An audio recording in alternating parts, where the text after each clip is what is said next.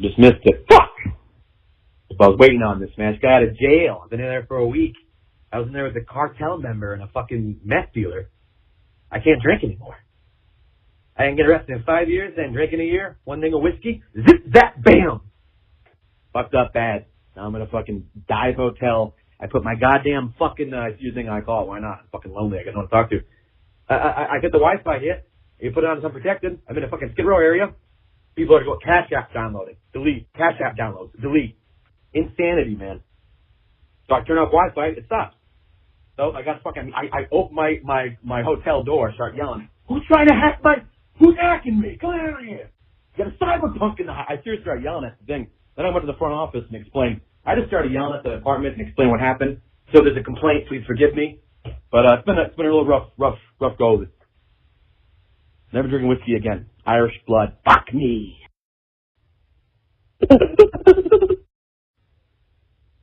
Yeah, hey, I got this crystal that you gave me. Staring at it right now. It's a fucked up gift. Why'd you give this to me? It keeps glowing at night. It's really bothersome. What the fuck is this thing? Anyways, call me back. I don't want this thing anymore. Take it back. Thank you.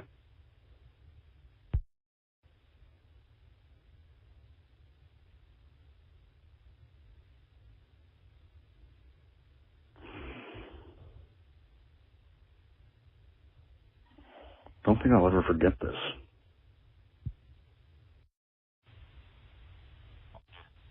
Voicemails? Damn, that's crazy. I think we're talking about animals. Man, animals are pretty cool. Shit. I mean, on the spot, talking about animals, I think there's like zebras. Those are pretty cool. Anyway, yeah, get back to me so we can talk about animals. That'd be pretty neat. Alright, bye. You motherfucker.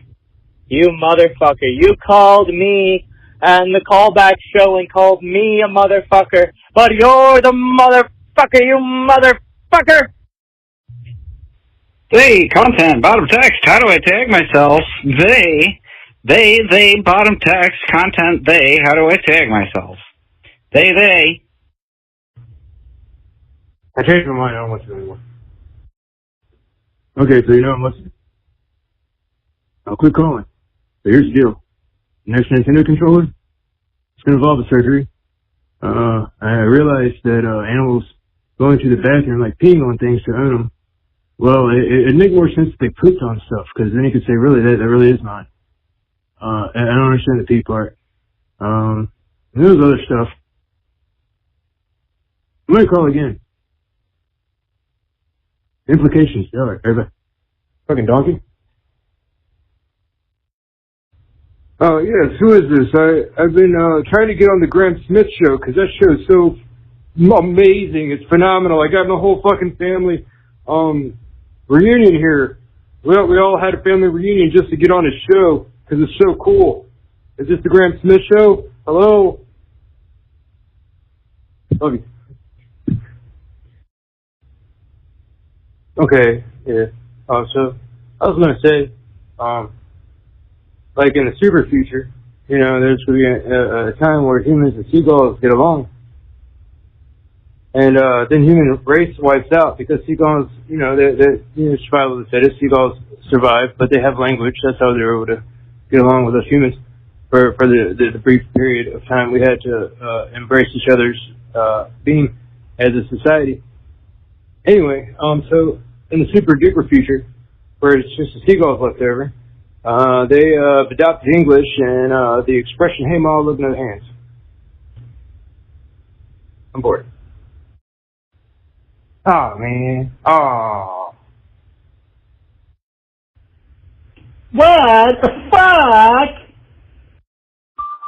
I got cockblocked by Gay Baby Christ. This is great. Right. Hey, this is Ditch, and I just want to say my favorite animal is an octopus. Later. Get this crowd off the stream. He's so boring. Hey, man. You gotta put me on, man. You gotta put me on, man. I got so much to say, man. I got it all. Oh, man, I just wanted to talk to you about, whale dongs. You ever seen one of those things? Could you imagine waking up with an erection like a whale? And that thing just like slapping the water when you breach? Ow, man. Ow.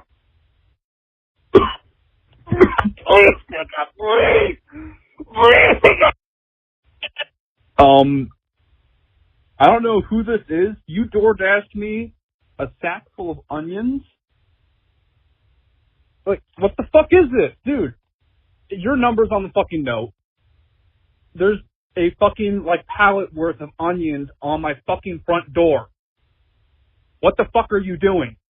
Is this some kind of fucking joke? I hope you fucking pick up the phone. This isn't funny.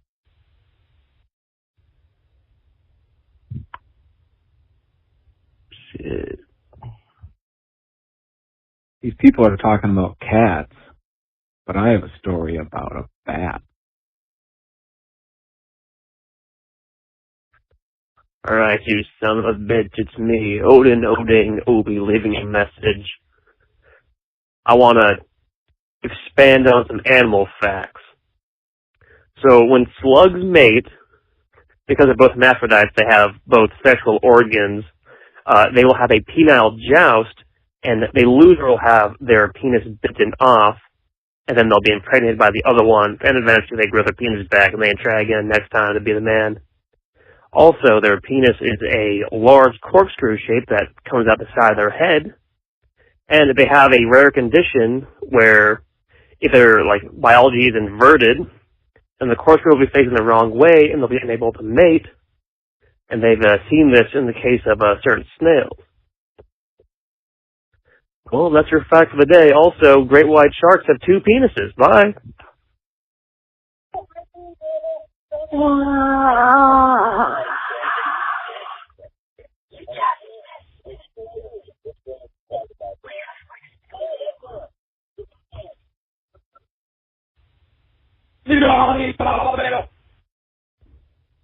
Yo, pick up the phone, dude. I want to tell you a story about a pig.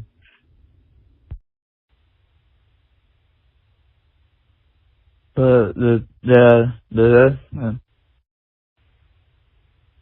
man, my name is Josh. I'm a big fan of the show, and if you got a second at some point, let me know if you want to talk about chicks, baby chicks, because I don't know if you ever worked with them, but goddamn, I hate those fuckers now. You think they're cute, they sound like they're cute, but they're the biggest pain in the ass.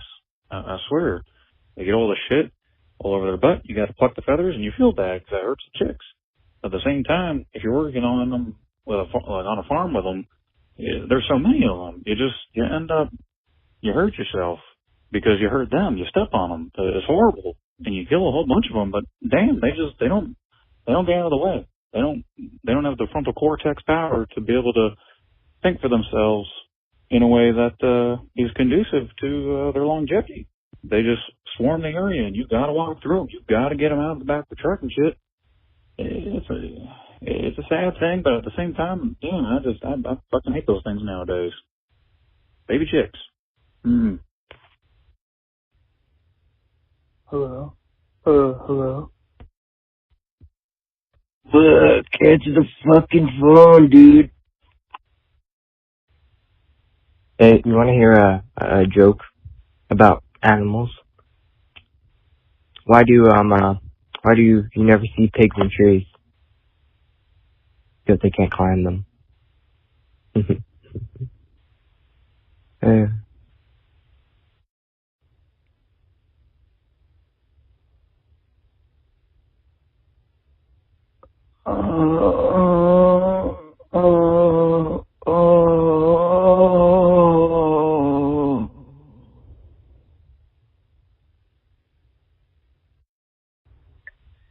okay, so maybe call me back or something. I don't know. My dad is eating fucking roadkill, so that might be a good story. Thank you. I have no idea how this works. Hey, buddy. Big fan of your work. Calling from New Zealand. If you do get this number back, feel free to give us a buzz. Otherwise, hopefully the chat's going off the chain and you guys are having a fantastic day over in the States. As we say over in New Zealand, kia kaha kakita anoa. Don't worry, that ain't anything crass or rude, so mods should be fine.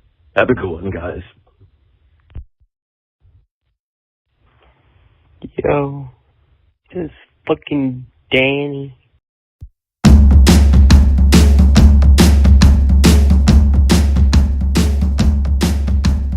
Worms, sexy, shiny, worms, delicious, tasty, feisty, worms, tenacious, helpful, gravy, worms, flying, ambiguous, illegal, worms, fighting, erotic, Chinese, worms, nasty, hazardous, raunchy, worms, erotic, thankful, weird, worms, dirty, erotic, and hot. The worms are unstable, the worms are asexual, unstable, the worms are asexual, sexual, worms, sexual, the taste of the dried up on the syllable, sexual,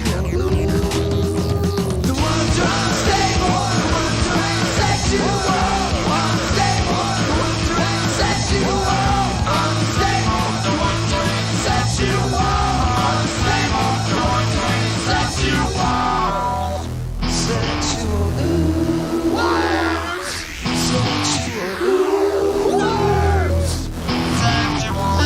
don't leave us dried up on the sidewalk. We're dried up on the sexy sidewalk. Don't leave us dried up on the sidewalk. We're dried up on the sexy sidewalk. The worms are unstable, the worms are asexual, unstable, the worms are asexual, sexual, worms, sexual, worms, sexual air on the sexy sidewalk. Worms.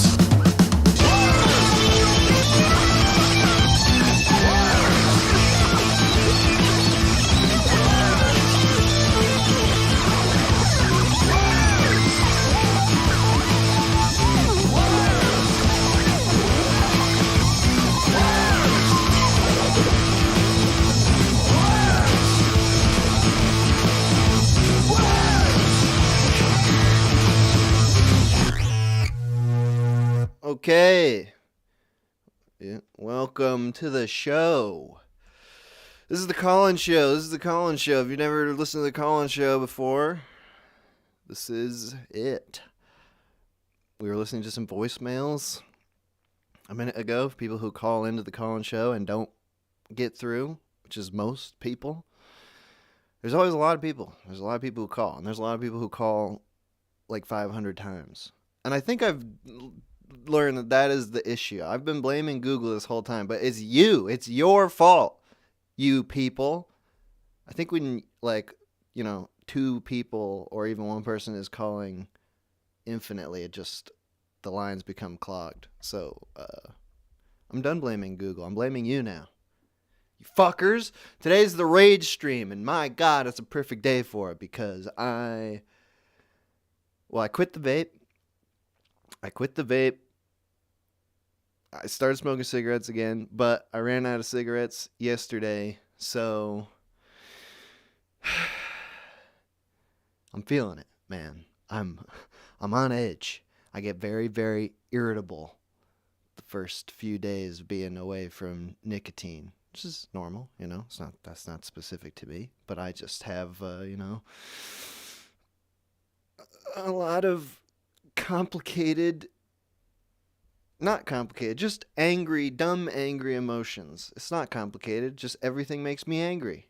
I was fucking flipping out a second ago because I was putting my fucking beers in the goddamn fucking fridge, and I guess I nicked them on the fucking plastic fridge, and it pierced the PBR that I'm drinking, this thin fucking metal bullshit, and it just fucking started spraying everywhere instantly, like just a instant geyser. Everything in the fridge got covered in beer.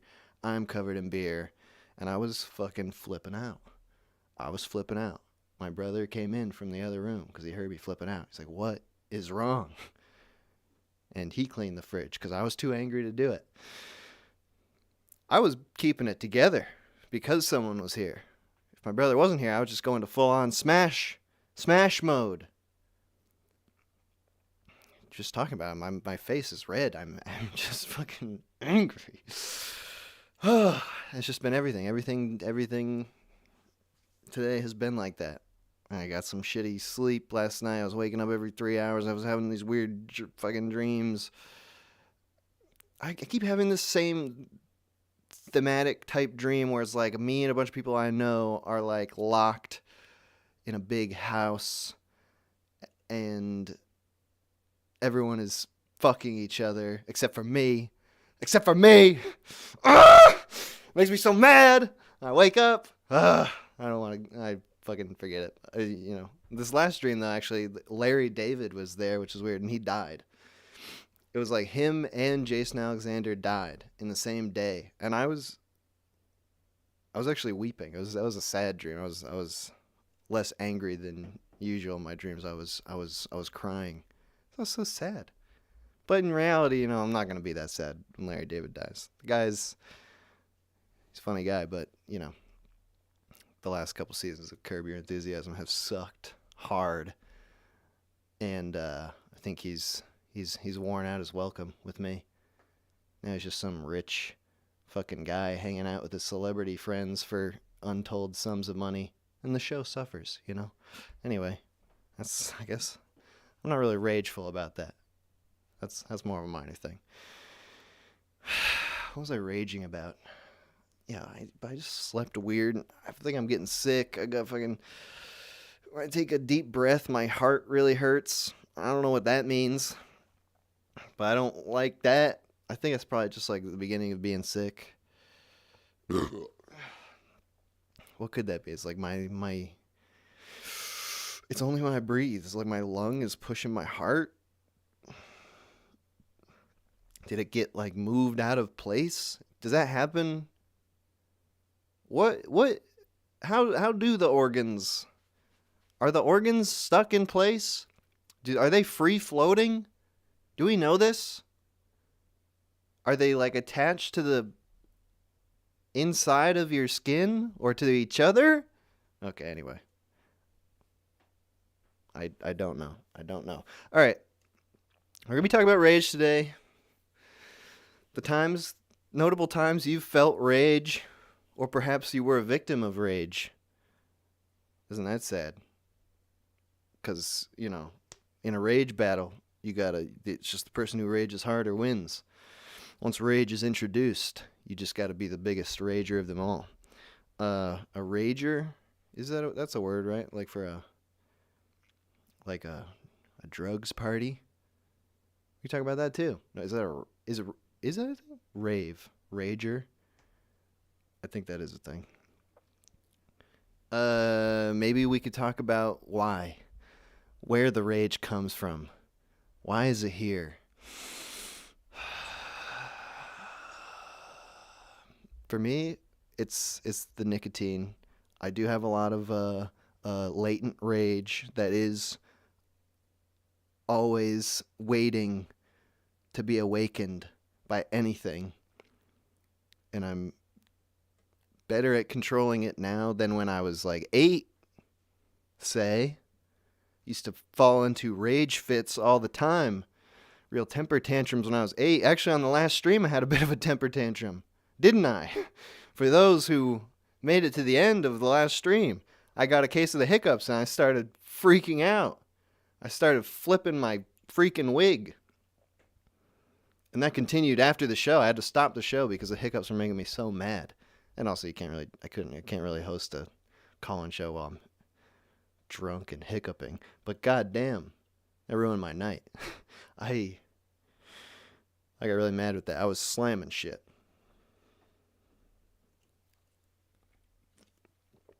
Okay. Yeah, so what was I saying? If you've never seen the show before, this is a call-in show. You can call in and talk to me. What I'm going to right now, right now, I'm going to put the call-in number on the screen. Where's the fucking thing? Okay. I'm very conscious of my rage right now. I don't want to be rageful when it's not true. I don't want to fake rage. Only real rage. So I'm just going to chill out right now. This is okay. Okay. So there's a call-in number. The number is 518-288-7938. Call in and talk to me about rage. I see someone has called like 30 times already.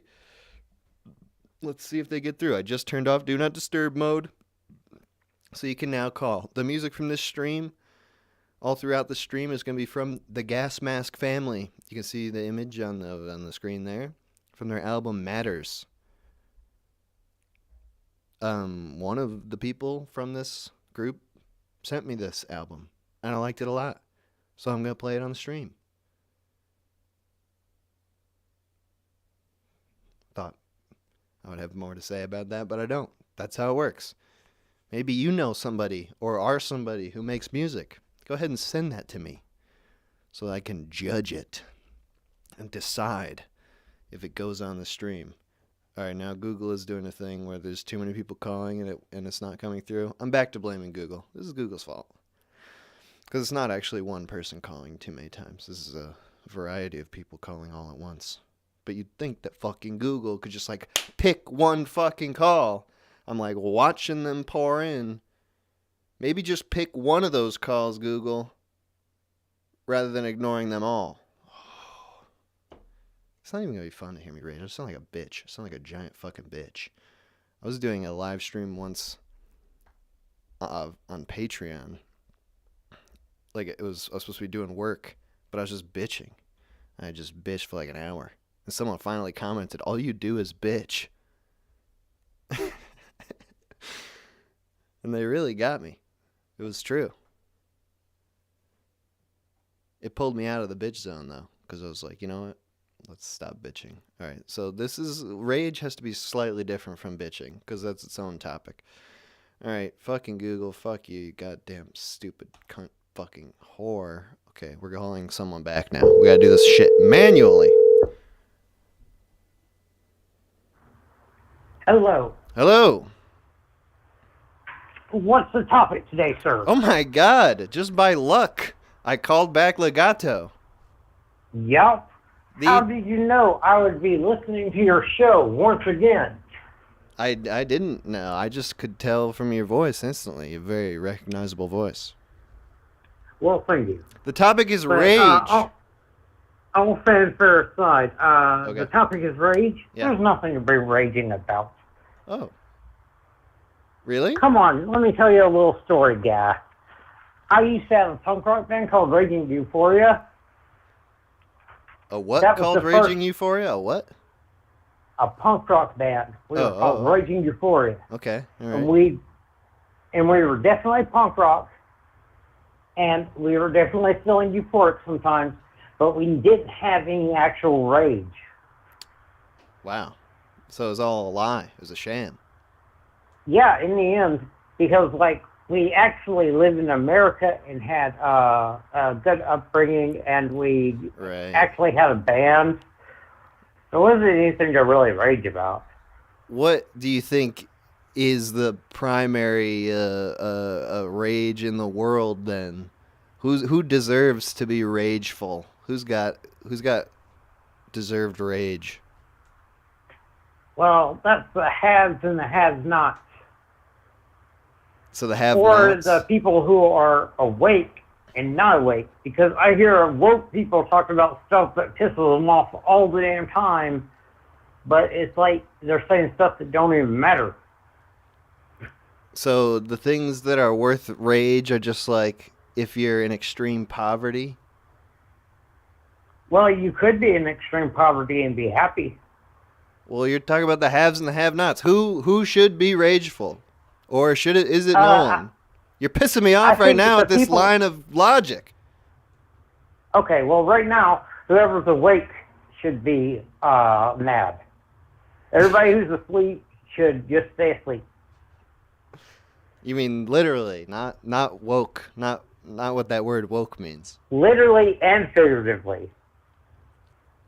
So if you are awake, you have cause for rage. Yeah.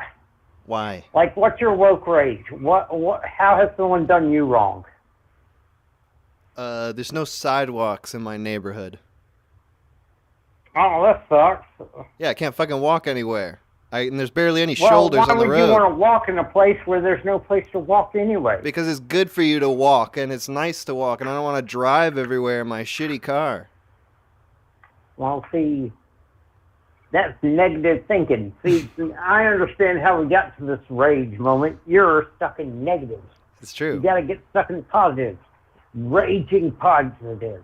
Raging positive. All right, tell me, how do I do it? How do I switch modes from raging negative to raging positive? Well, you first you find something you like. Okay. Look around you. What you got? You got alcohol? Yeah, I got a beer. I got some coffee. That's the only thing I know about you is that you're probably drinking. Yes, I wish I could. So then, okay, yeah. If you're drinking, you're already got it going on. Rage will come shortly. Just keep at it, buddy. You'll do it. All right. So I'll just keep drinking and get angrier, and that's a good thing. Eventually, at some point, I'll go so far negative that I'll loop back around to positive. Yeah, because the Earth is shaped exactly like the universe. If you go straight long enough, you'll end up where you were. And if you're drinking, you'll do it even quicker because you'll be in one place, hopefully. Don't drink and drive, though. Yeah, I mean, I would love to drink and walk, but there's no fucking sidewalk, so I don't really have an option. No, don't drink and walk. That's a bad idea. All right, Legato, that's some great advice. Thank you for picking up the call. Okay, well, thanks for nothing. All right, bye. Quick calls today, you know? I'm angry. I don't even... I'm going to get pissed at people for no reason. Is that going to be good? We'll see. We'll see if it's... what kind of pissiness comes out of here. Okay, here we go. Calls seem to be working. Jefferson. To accept, press 1. Hello? Yep, hello? You can hear, oh my God, I did not expect to be picked. Hello, sir. Yo, dude, you're on. I didn't catch your name. What was that? Jepson. Jepson? Jepson, like the biblical character. Okay. The strong guy. Okay, all right, cool. What's up, dude? How you doing? Yeah. I'm doing pretty good. I just raged earlier today. This is a perfect time. Oh, good. Tell us. All right. Am I able to ramble? Can I rant a little bit? That's my best way to express my emotions. Please do. All right. A little long story. I'm going back. All right. I was living with my girlfriend. Everything was going good. My life was great. Here's the thing, though. Her mother was dating a meth head tweaker who all of a sudden decided to start having imaginations and hallucinations, imagining that I was stalking him. So the man threatens to beat me up, right? Of course. When confronted, he says, I'll throw your ass out of this house. I say, do it. And then he rages off like a little pissant. But then, of course, because he is in the ear of the woman who owns the house, I get kicked out, of course, right? Then I am sent back to live with my parents, and I am, without doxing myself, I am on a literal island, not a metaphorical island, a literal island. I am stuck. I am alone. I am by myself. I want to put that man in the dirt. That man has ruined my life, and he's a pathetic worm beneath my feet. I broke my closet door earlier today in a fit of rage. How far away is he now that you've had to move? Like 90 miles in a boat ride. But that, you know, like, that's sort of far, but that's not far enough to protect him from one rageful travel trip, you know? 90 miles. Oh, it is not. He also... Oh, sorry, I didn't mean to cut you off. Just sir. you can do that in a day, you know? It's like when someone's like 2 days away, that gives you a lot of time to have the rage reduce like on the way. But you could be angry an entire 90-mile drive and boat trip. Oh, I could just bathe in my own rage, get myself more angry. Oh, dude, I have dreams of it. I have been dreaming of this for a few months. I need to work up the courage. I need to go. I need to say fuck it to crimes. You know what? Fuck, I don't care if I go to jail. He deserves it. Throw a little pipe bomb. I don't care. Oh, okay. I was gonna ask, what's the methodology you've been dreaming of? And you're thinking explosion. I think that would be good. Yes, like a little pipe bomb, maybe not kill him, just like obviously just ruin his life. Disfigure him. He ruined my life. I want to ruin his life. I think that's fair. I mean, you can't blame me. Is it something like you want to mail, or do you wanna sneak it in somewhere like special, like I don't know, like under his toilet or something, or what would be a good spot for a surprise pipe bomb? It may be a little bit, it might take away the surprise, and it might be a little hectic, but I envision myself kicking down his door, breaking his legs with a baseball bat, and shoving the pipe bomb under his pants, inside of his pants, and then walking out the door. That sounds like a good plan to me. I mean, it gives him pain and terror at the same time. I know, right? I do. Oh, and the look on his face to see who is doing it to him. Yeah. He called me an anorexic little shrimp and said I couldn't do shit. Well, I'm going to show that man what I can do. Oh, man. Yeah, because if you just like blew him up like as a surprise, like that would be like too much surprise. There would be no dread. You wanna instill the terror and dread in this man, and like you said, you want him to know that it was you. Oh yeah, I want to look outside the window and I want to see the tears in his eyes. I want him to start thinking where it all went wrong. Was it when I started the heroin? Was it when I started the meth? Or was it when I started picking fights with teenagers just trying to live their fucking life? All right. Well, it sounds like a good plan to me. It sounds like a good outlet for your rage. And yeah, thank you for calling in. Oh, it definitely. Wait, before I go, I just want to say thank you for everything you do, sir. You really do brighten my day. Thank you, man. I appreciate that. You have a good rest of your call-in show. I'm sorry. You have a good day, dude. That's all I was gonna say. Thank you, man. Appreciate it. You too, sir. All right, bye-bye. I like quick calls. This is nice. I need this angry energy more. See, the problem is like I usually get the drunk energy, and that's when the calls become like 20 minutes long. Call from Joey. But because I broke one of the beers, probably not gonna send a get voice- this drunk. Joey. Hey, what's up? It's funny that you're talking about this emotion in particular, because this is one that I have to take very seriously. You know, like the other day I saw when you were doing the zine. Well, I'd say the other day, but several months ago now. You got really pissed off. You were doing the first zine stream, or at least. Right. Yeah. The like 9-hour one chat, where I was getting really blasted on Malort. Yeah. That was a bad one. Yeah. It made me want to fight you, actually. Because, I was talking big shit. Really Was I getting mad at you? Is it because I was talking big shit? Was I getting mad at you? No. It was a different vibe. Okay. No. Tell me then. Why did you want to fight me? I was into boxing at the time, so I was like, man, I wonder what it would be like to fight that Nick. You know, like, bro, anyway. Yeah. But let's do it. Yeah. Oh, really? I mean, I'd have to train. I mean, but if you're like accepting the duel, that'd be awesome. That'd give me something to do. Let's neither of us train though. Let's make it just as sloppy as possible. Kind of like a casual, casual boxing drag match. out. Yeah. Like a shot before we go to the bar, and then we just get into a fight in the bar. Yeah, it's just for fun. I always think, they got those big, soft, plushy boxing gloves. How much can that really hurt to get hit with one of those? It's like it's like a pillow fight. Gloves, Say what? Oh, I said I have some pretty good gloves. I mean, I do actually have. Wait, have you boxed? Boxing gloves. No, unfortunately, no. I don't really know anybody willing to fight me, actually, which is weird to say, but I have to drive an hour away just to go to a gym or something, just to find like. Anyway, I live in rural bullshit, but I actually tried. I never do this sort of thing, like trying to like maneuver myself into things like this. But when iDubbbz was doing that influencer boxing match, I was really trying to get on that. I messaged him a lot. I saw that shit happening too. That would be really cool. I mean, I would totally fight you. I like anyway, but I mean, like if you know, I don't know if it would work if it's a fan though. Like it's just like guy challenges. Dude, that's fans. a good idea.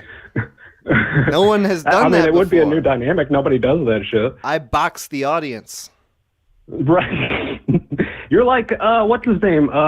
Isn't that what's his name? The guy that fought or wrestled with talking about Andy all the women? Kaufman? Like, Yeah, yeah, that would be it. Except I'll like box more women, cool too. because you're not. Although that would be a little too hardcore these days. No, I think we got to bring that back and boxing instead of wrestling, so that it's real deal physical violence. Yeah, I mean, like there always have to be really good vehicles for emotion, though. Like that was kind of basically what I was calling them, because I mean, wrath. You know, that's a like healthy outlets are the way to like control your emotions usually. Like what? Actually accept. Like what kind of healthy outlets? Like boxing, for example, like using the same energy that would get you when you're pissed off, you would then divert it because it's already all charged up, you know?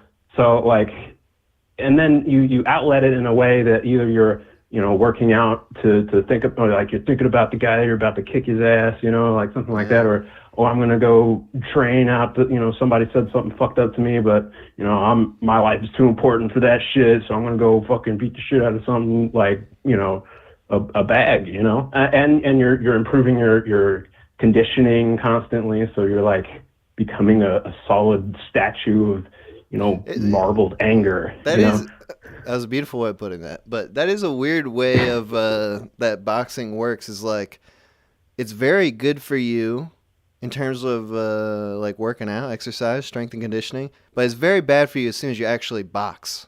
Because then you get beat. Oh yeah, the if hell you're doing up it professionally, no, like fuck that shit. Yeah, then you gotta spend like weeks in the hospital after a fight because someone was just punching you 1,000 times in the face.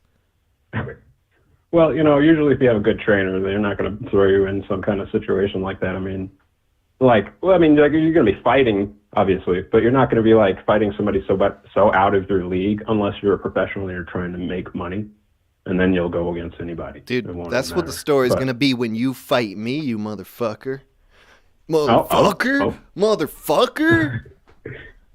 You can't see it, but I'm in the boxing pose right now. I got the fucking footwork going. going. Saying has pissed me off. You know, like I mean, you know, over the course of these, you know, several months of watching you, I don't know. I can't really.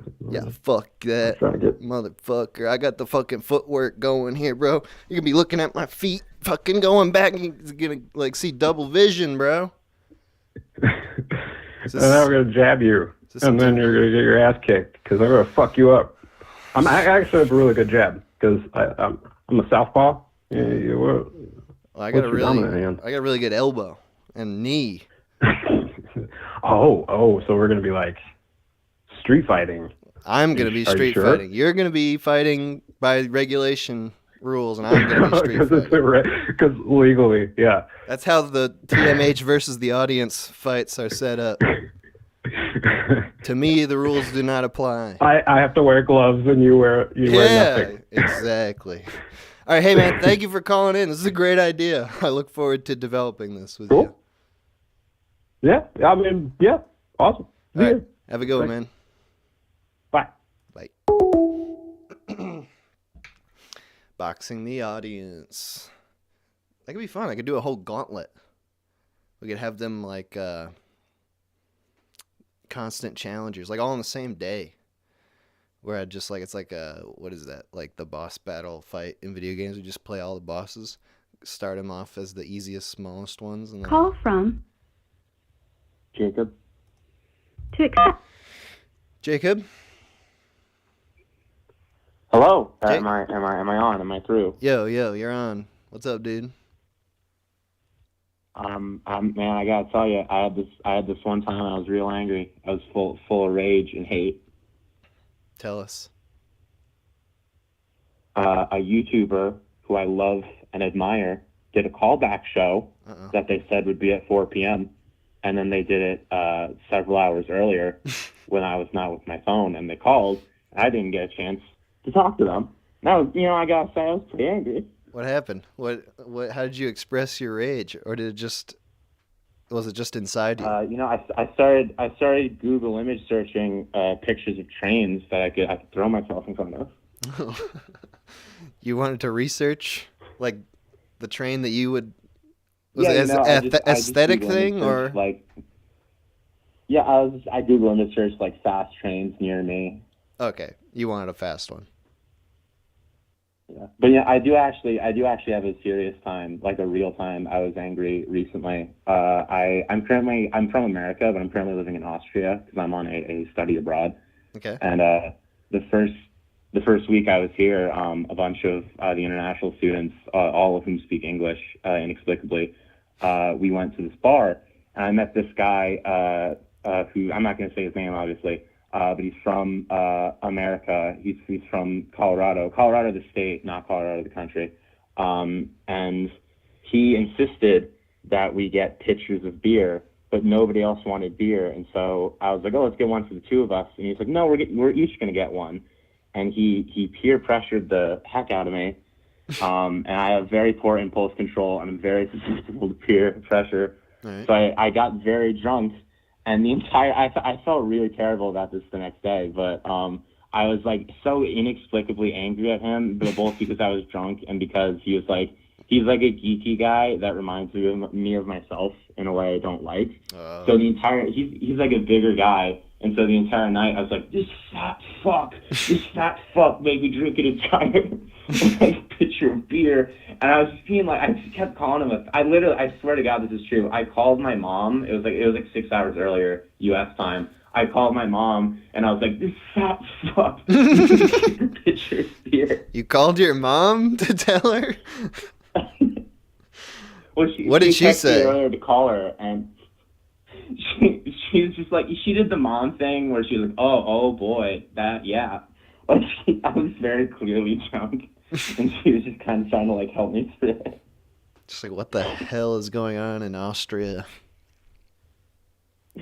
Wow. But the next day, I, like, apologized profusely, and he was like, no, man, it was fucking hilarious. But no, there were no issues that night. You just made fun of this guy relentlessly, and he took it. Yeah. Wow. I called him fat fuck a bunch of times. We all walked to McDonald's. It was great. But that ended up being a really good night. And the next day, it was fine, no problems. Yeah, he brought it up before I did. He was like, "Hey, listen, like if you weren't drunk, that would have been a problem." So now I drink all the time so that I can get away with things. Yeah, it's a great lesson to learn. If you're drunk, everything's fine, no matter what you do. You've got the perfect alibi. Yeah, I want to ask you this because I'm ostensibly a writer and I really like your work. Is it easy for you to channel? I've said challenge. Is it easy for you to channel anger into your stuff? Because when I'm like sad or happy, I can like channel that into creative stuff really easily. But when I'm angry, I end up just writing like fuck you, fuck you, fuck you. I would say for me personally, anger is probably the easiest emotion to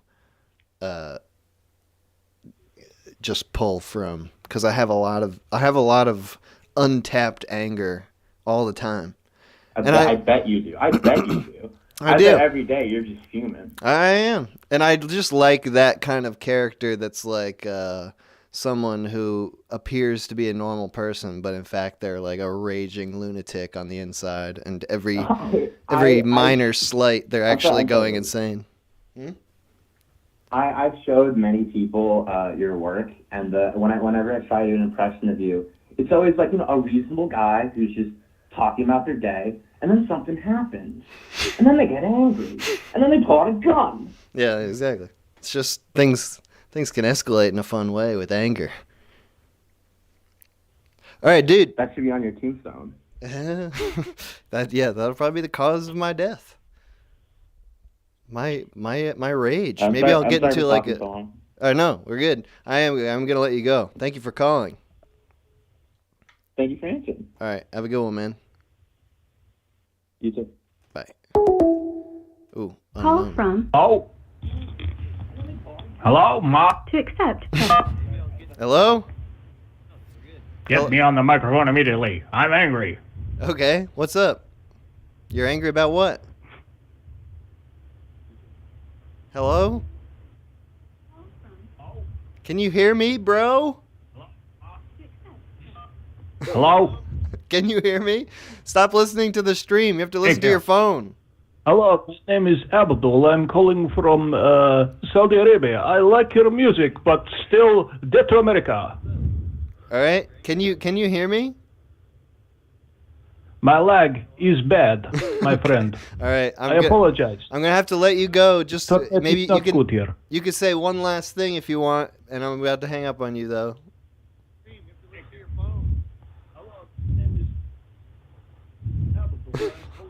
Okay. Well, we tried.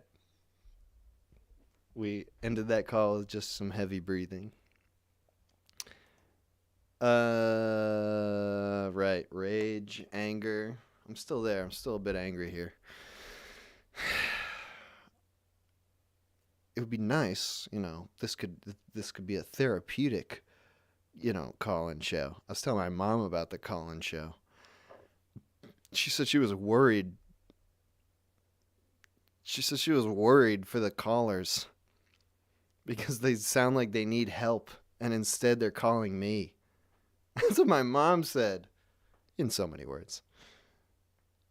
So maybe we'll prove her right today, right or wrong. We'll see. I need help, and I'm talking to you guys.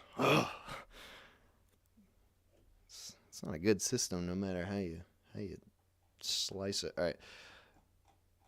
Google's fucking up now. Holy shit, look at all these fucking missed calls. 250 missed calls already.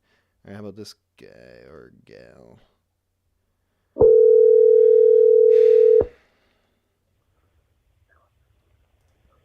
Hello? Hello? Hello? Oh, wait, there's a lag on the stream. I was so confused. Hi. Can I listen to your phone, not the stream? That's the secret. Okay, I got it. Fuck you, I got it. All right, cool. I got it. What's up? What's your name, first of all? My name is Jaden. Jaden. I remember you from the last stream. Yeah, you made me angry with saying Jim what was a bad name. Oh, yeah. I forgot that I said that, but when I heard your name, I thought the same thought. I'm sorry. Wait, were you the person I talked about not naming my cat? Yeah. All right, nice. I've been thinking about that a lot. I mean, you can call her Mrs. Mao. Oh yeah, I forgot I talked about Mrs. Mao. That's actually private. Let's not I didn't mean to say that on stream. Private? There are people who are voicemailing me. Was it you who sent me a voicemail that said that I should call her Samantha? No, I don't voicemail. Dude, there are people calling me and just suggesting cats' names for my cat. Okay, anyway, who cares? Today the topic is rage. So, Jaden, have you raged recently, or maybe you've been a target of rage? What do you have to say about rage? I'm done with it now, but for like the past 3 months, I've just been angry constantly, and I do not know why. I'm like coming down from it a little bit, because I started taking my meds again. I kind of stopped taking them because I was tired of taking them. Oh. Made me angry. Made me really angry. So you just had 3 months of unsettled rage? Yes, and it was like the stupidest things. Like I work in retail, and honestly, every time this happens, every time a customer is on their phone, I get angry. Every time a customer is on their phone? Yes, because they're like, I don't know why, but they'll be on speaker and they'll be talking about random shit. Like this guy was suggesting Netflix shows, and I'm like, why are you grocery shopping? Like doing this? Do that in your car. Like, just get your asparagus and leave. I don't. People are doing it at the checkout. Is that what you're saying? No, they're just walking around the grocery store like on their phone. that makes you rage. It really does, because it's like they do it so much. And then also they'll be talking and with their like AirPods in, and I just think they're insane for a second. You know what I mean? Right. 'Cause they look like they're talking to no one. And that also makes you very upset. Yeah. Did you ever let the rage come out? Did it ever slip, or did you have a tight lid on it? No, I've never gotten mad at a customer, but you know, sometimes I'll be closing. It's like 8:55. We close at 9, and I would just get really like not mad, but I will get really passive aggressive. They'll ask me for something, and I just point. I don't even say anything. Yeah. That's not the quality service we expect. And then one time, it's like, yeah, sorry, I had a rough day at work. I'm like, yeah, me too. Do you ever get on your phone to show them what it's like? No. What about that? Hey, that's an idea though, right? You start Yeah, angrily suggesting Netflix titles to no one over your phone. I mean, I could do that. Yeah. And you know what? Actually, I will. Next time a customer asks me something, I'll be like, hold on. I'll put my finger out. Like, hold on. I have a call right now. I just thought of something. Just thought of an amazing show on Netflix I have to suggest to all my friends and family. I couldn't. I was just trying to think of a show to reference on Netflix, but I don't even know. I haven't been on Netflix in so long. I don't know what's even on there. Is it all just like Marvel stuff? I recently watched Breaking Bad for the first time. All right, nice. Did you ever watch El Camino? Look, I'm about to watch it. You are? Don't do it. Just don't bother. I haven't seen it, but I mean, it's gotta suck. It has to suck. But you don't know for sure. I have deep convictions based on my intuition that it's going to suck. It's also like 2 years old now. Nobody's ever been talking about how great it was. So like, if it was great, I probably would have heard about it by now. Yeah, it's like about Walter's like daughter. Who? Like, it's like Walter's daughter, like the little baby. She like grows up. Really? Yeah, that premise sounds stupid. That's not what I thought at all. I thought it was about What did you Jesse. think? It is about Jesse. It's like Walter's daughter goes and like finds Jesse, who's like old now. That sounds so much worse than I even thought it would be. I thought it was just like Jesse goes to Mexico and like maybe learns something about not being. I don't know. I didn't know what I thought it was about, but I definitely didn't think it was about old man Jesse and young lady, whatever their daughter's name was. Oh. All right, well, that's cool. Everybody go check out El Camino on Netflix. Sounds like a great movie. Eh? I'll leave a voicemail with my review. Okay, good. We'll play it. All right, thank you for calling in, Jaden. It's good talking to you. Yeah. All right, bye. Okay. We're zipping through these calls. This is a breakneck pace for this show. Long-time listeners will know this. I'm loving this. I'm fucking loving this pace. All right, let's call this guy. This guy's called The Most and hasn't gotten through. Wait, maybe this is Legato again. Hello. You have reached the number of. It is Legato. Legato is calling over and over again. Oh, wait, maybe I just got... No, that was Legato. All right. How about this person?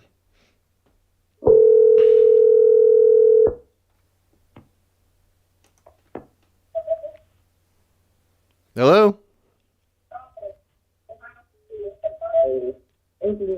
I can't quite hear you. Is there someone there? Oh, you can't hear me? Oh, I can hear you now. Hello. Oh, yeah. I was saying, where are we? Am I mad? You know? Mad. About... The other meaning of mad. The other meaning of mad? Like crazy. No. Are you mad? I don't speak British. I'm sorry. Are you the first kind of mad? Yeah, the regular kind, or like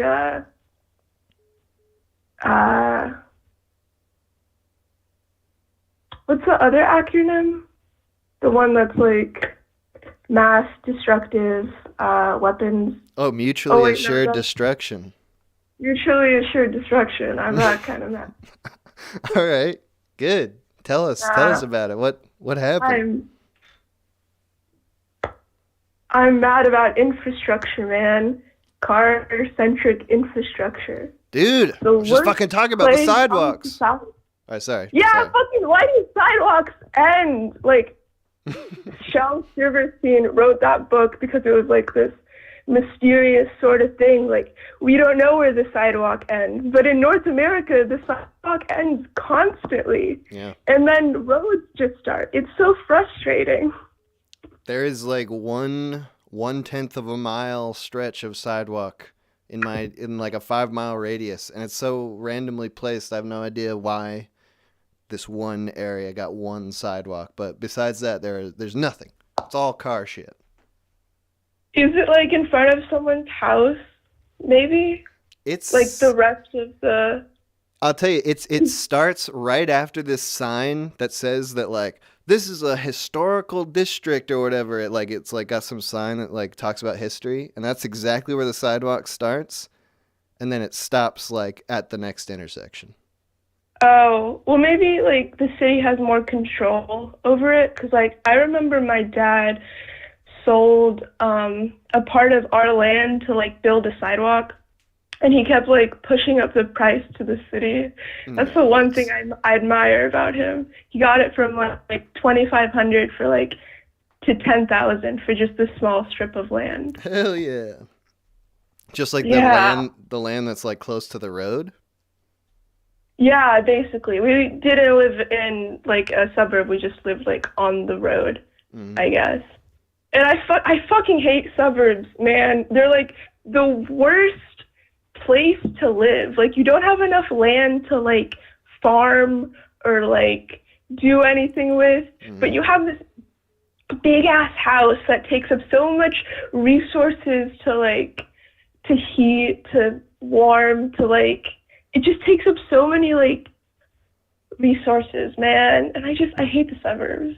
It's like isolating. It like sorry, I just hate the suburbs. What's preferred for you? We all live in like little tubes, and we eat bugs. And no, just like classical like like what I imagine my ideal infrastructure, it would be like the townhouse homes in like the Netherlands, or like not sky rises, but just like medium height sort of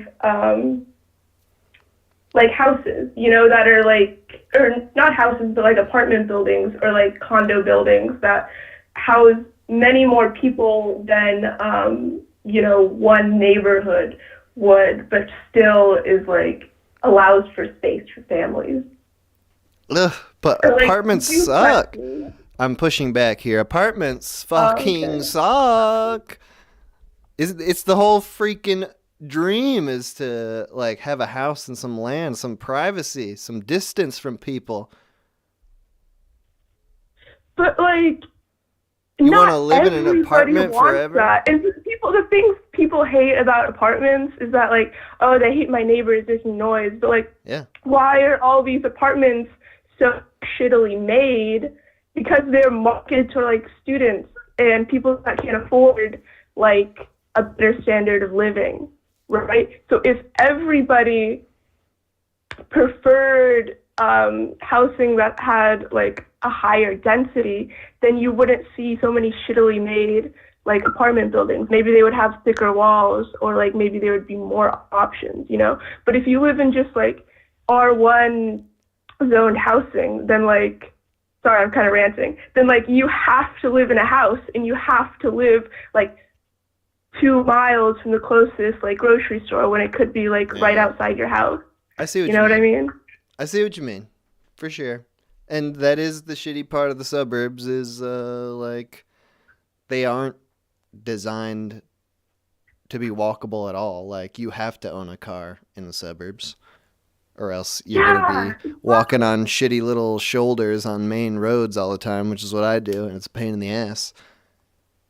But I fucking hate apartments, so I don't know what the... I've only lived in shitty apartments, that's true. So, I don't know what a good apartment would be like, but a big part of my life is screaming at the top of my lungs for YouTube, and that really doesn't jive well with living in a shared space with like 100 other people.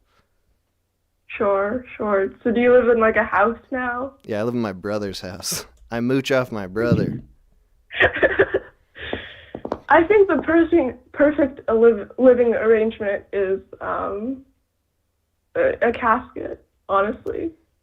I hate You have all this open space to scream as much as you want, right? And you can like haunt people, and just die, man. Okay. And then you'll have the... That's what I want. That's what I want for you, and that's what I want for everybody in the cities. That's what I want for them. I want them all to live in caskets, and they could take up as little space as possible. And then people like me who enjoy space, we can take all the rest of the space.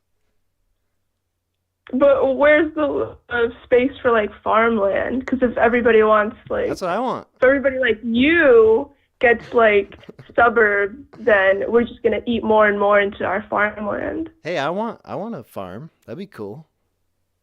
If I could hire but not some everybody's gonna farmhands. have them. Yeah. If everybody wants an open space.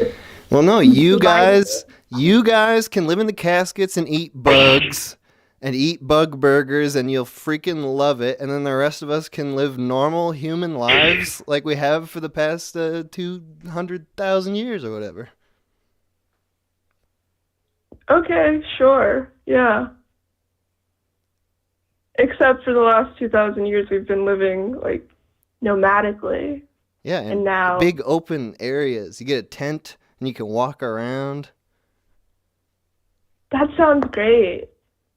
All right, so Until we you agree with eat so that. much, I guess. Say what? Unless you like forage for something that'll kill you. Right. Or like step in glass. Yeah, I mean, I'm not prepared for tent life. I like the grocery store. I'm cool with that. All right, I don't think we're gonna agree. I don't think we can. Okay. There's sorry. no middle ground here. There's none. The thing that we agree on is that you should live in a casket. Better yet, I'll live in an urn. I'll take up even less space. All right, nice. All right, hey, thank you for calling in. It's good talking to you. Bye-bye. All right, bye.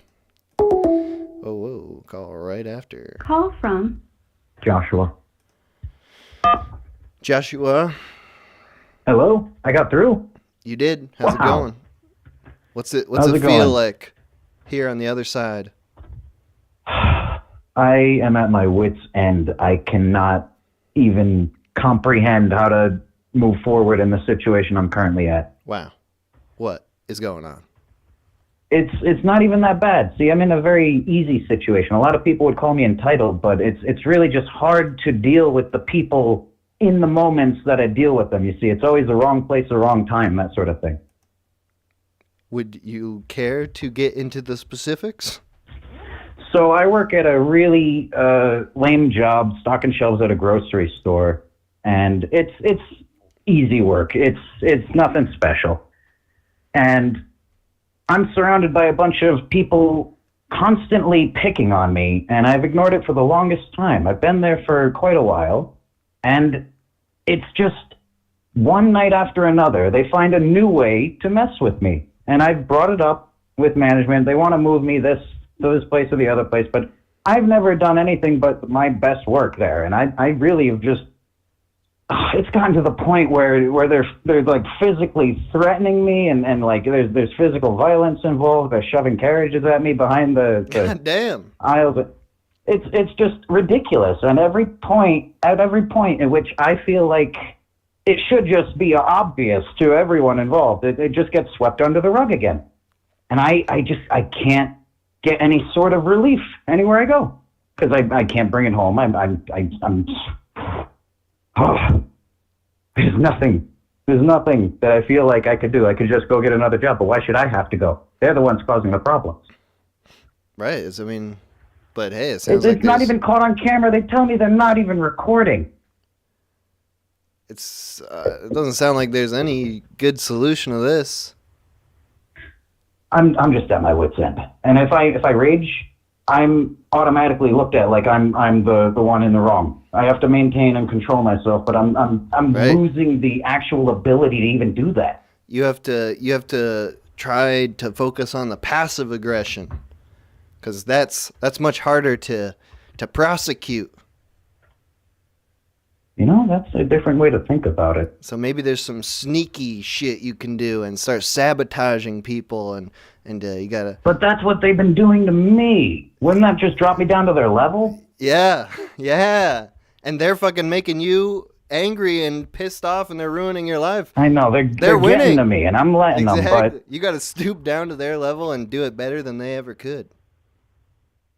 That's my advice. Really a path that I should take, though. Hey.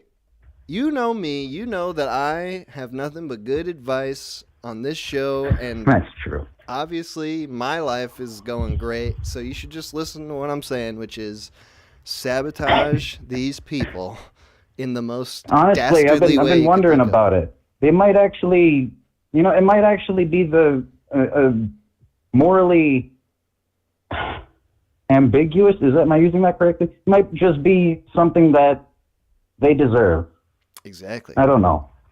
Exactly. But I'm over here literally unable to even move on with my day because I'm so focused. I got written up over this nonsense, and I swear, all I do is I go in and I do my job, and I ignore as much as I can until I get to the point where I just have to walk away from them. And I always do my work. It's like, what did I do wrong? Yeah, wait, what did I miss?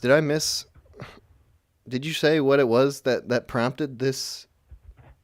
There are a few altercations, and it's a he said, she said kind of thing where they get away with. See, Night Crew is very these people are like ganging up on me, and they pretty much all agree with one another, and then feed all the lies they can to management, and management sides with whoever has the majority. So I'm screwed. It's a gossip battle. Yes, exactly. That's exactly what it's like. It's like high school politics, and I'm stuck on the shit end of the stick. Then I would alter my advice, and I would say you should probably get out of there, right? Nah, I was gonna say you should start telling them like you're trans or something. And then if they are gossiping about you after that, then it's like a discriminatory matter, and they should all get fired. It doesn't have to be trans. It could also just be gay or black. I don't see how management's able to sweep so much under the rug. Because like your file now is like bursting with all these complaints from the other people. Yeah, that's what it is. They got away with so much over so many years, and now I'm just constantly the one that they point the finger at, and there's nothing I can do. Well, that is. It just never got resolved. I'm seething. I'm unhinged. Let's call it, and I need to maintain her. I'm going to blow up my living situation. All right. Well, in that case, you just gotta figure out some sort of outlet for the rage that isn't murdering or any kind of physical violence. Like maybe you could go somewhere and just scream as loud as possible. That really does a lot for me. It's surprisingly it feels surprisingly good. That's another thing with the way the world's been going lately. It's been very limiting on how many people have so many outlets. Where can we go these days? But it's gotten a little bit better. I can go for walks at my favorite places now. Yeah. Gotta play some more music though. Yeah. Well, you ever listen to like some fucking death metal or some screamo shit? There's some stuff that's pretty intense that I like to get into. But I've got to say, one last thing. Thank you for all that you've been doing. And, well, this stream itself is just a great distraction and outlet at the same time, and I can't wait to see what chat has to say. Nice. I'm glad you enjoy it. Hey, thanks for calling in, dude. It's good talking to you. Appreciate it. You too. All right. Have a good one. Bye. Bye. Okay. That was a pretty solid first 50 minutes. We're going to take a quick break, just like a 2-minute break. We'll be listening to a song from the album Matters by the Gas Mask Family. And I'm going to take a leak. And then I'll be right back. And 3-minute break. We'll get back to the calls. Actually, we'll go to the boys, then we'll go back. Then we'll go to the calls. All right. Bye.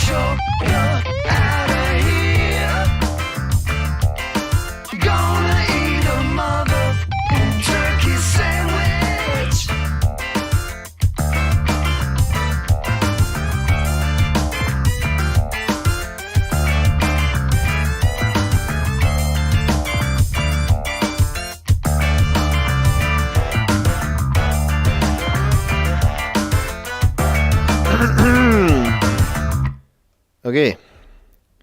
Let's see what the boys are up to here. Boys. Yo. How's it going? Yeah, you raging, bro? Yeah, it does sound like. Oh. Primarily dancing? Or is it secondary?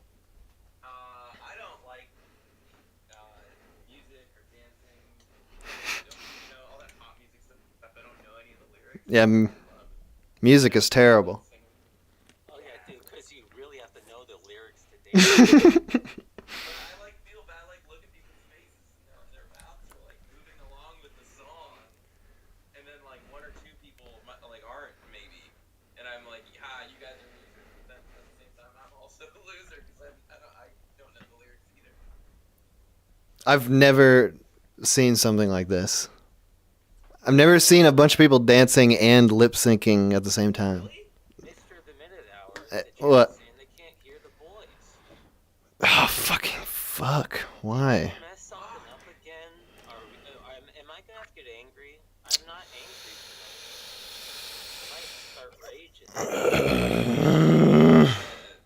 You're right. I was on a roll. Fuck. They missed Okay. a lot of. They can That hear was you a now. lot of amazing, like that was okay. a lot of amazing material, and they didn't hear it because you totally fucked up, bro. Dude, my fucking spiel was hella funny, and now I'm gonna tell it again, and it won't be funny anymore. It's not gonna be good. I can't dunk on him with my nice little thing about the lyrics. That was a funny takedown, and nobody heard it, dude. All right. So last night, do you hear how fucked up my voice is? I guess it's warmed up a little bit now, but it's still kind of raspy. Do this shit again. I was dancing. Shut the fuck up. It's your fault. Yeah. I have to tell the story again. All right, Quate was dancing. He didn't know the lyrics. I didn't know the lyrics. It was called Indie Night. You know, playing indie music. I knew like 3 songs total. Anyway, the reason I'm angry. Moxie made a comment about how you don't need to know the lyrics to dance. I basically repeated it, so you already heard that. But you thought that I said it, but it was actually Moxie. I look around while I'm dancing at all the mouths of people. I'm always looking at mouths, and most people are singing along, but some aren't, right? And their mouths are sealed shut, and they're kind of, just dancing. I'm like, you don't know this song. And I also don't know the song, though. So I think they're a loser. I think I'm a loser. Okay, well, first of all, it's stoic dancing. Nothing wrong with that. Right? Second of all, what if people are reciting scriptures while they're dancing? Or speaking in tongues. tongues. You can't hear what they're saying, man. They could be saying anything. I'll ask next time. I'll say, hey, what are you saying? Just be like, hey, are those the lyrics, or are you reciting the Torah right now? Oh, it See is. what- It see is what the they say. correct day for that. Wait, there was an end to the story though. Before we talk about Judaism. Yeah. The reason I'm angry today is because I'm tired. I got back at 4:30, almost 5 a.m. I was gonna get back at 3:30, but I fell asleep on the train. Oh no! And woke up in the 149th Street. And I'm not gonna say exactly where I live, but that's. Needless to say, there aren't 3 digits in the amount of streets that I live on. So, because you're not in extreme poverty. No, God, no. I didn't even know the streets went that high. Yeah, they really do, and it was so funny. The station felt like the fucking back rooms. I like went down like various stairs that said exit, and then came back up, and I was in the exact same place as before. I just did several full loops after falling asleep for 30-40 minutes on the train in a completely unfamiliar, poverty-stricken neighborhood. Was that a rage feeling you got upon waking up, or was it something else? No, I felt serene when I woke up. I was like, "Oh, this is so funny," and now I have no options. So I like having no decisions to make. It puts me at ease. But when I woke up, yes, exactly. I was just like, man, I'm so fucking tired. I only slept like 5 hours, and now I'm angry. I carried forward into today. And now you're here. Yeah. All right. That's all right. So that's your rage story. Yeah. Moxie, what about you? You strike me as a guy who rages pretty frequently. No. I'm an angry guy, but I don't rage. Oh no. I that's only for entertainment. Ah. Yeah, But I want to say before you go on that I experienced when I did the road trip, the first night that we hung out together, we were drinking, and you put on a whole rage show that I was really hoping was a show. Oh yeah. I don't remember. Yeah, obviously. you're kicking lots of shit. Like you just like randomly start shouting and kicking the garbage can over, and like I was seated and wondering like if I needed to stand up and get into like a fighting pose, but no. I get angry for the sake of other people for entertainment. Like if I'm actually dealing with rage, I just like I don't act on it, like because there's a lot of angry, rageful people in my family. I think I'm the only. I think me and my mom and the family of 6 are the only ones who haven't destroyed something in a rage. So that holes in the drywall from people punching shit and like Classic. throwing things and like when stuff goes down, if I'm pissed off, I either go for a drive or I go for a walk or a hike or something. I get it out. I listen to like loud, angry music, and then just wear through it. Come back and I'm done. You can't say you're the only one in your family who's destroyed something in a drunken rage. You always destroy the audience. They all, you're always killing them. They love your. All right, that's it. That was my attempt at humor. Moxie, I think that's a good strategy, though. Actually, you're the only person thus far who has had a strategy for dealing with rage. Yeah, I mean, well, you are asking people to just talk about rage, so. But no one's thought to say like, hey, I know how to deal with my rage. It's all just we all lose it and we have no way of handling it. Yeah, I mean, I remember on the the zine stream, you getting so pissed off. Yeah, someone as somebody, and I had to talk you down. Like, dude, calm down. Dude, shit, Jesus Christ, holes calm down. Holes in the drywall are such a classic thing. I grew up and I have three angry brothers and an angry father, and the amount of holes in the drywall was fucking. Oh yeah, it was amazing. It was happening all the time.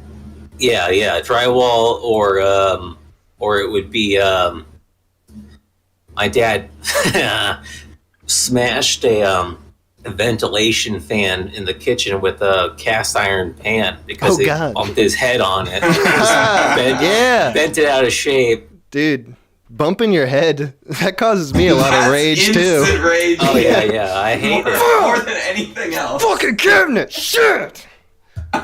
Really? So, yeah, I mean, I am an angry person, but I have healthy outlets. I know how to deal with it. It's very, very uncommon for people to see me legitimately angry, and that's through a lot of work on my own part. Can you think of the last time you had a rage blow up, even if it was by yourself and not witnessed? A rage blow up.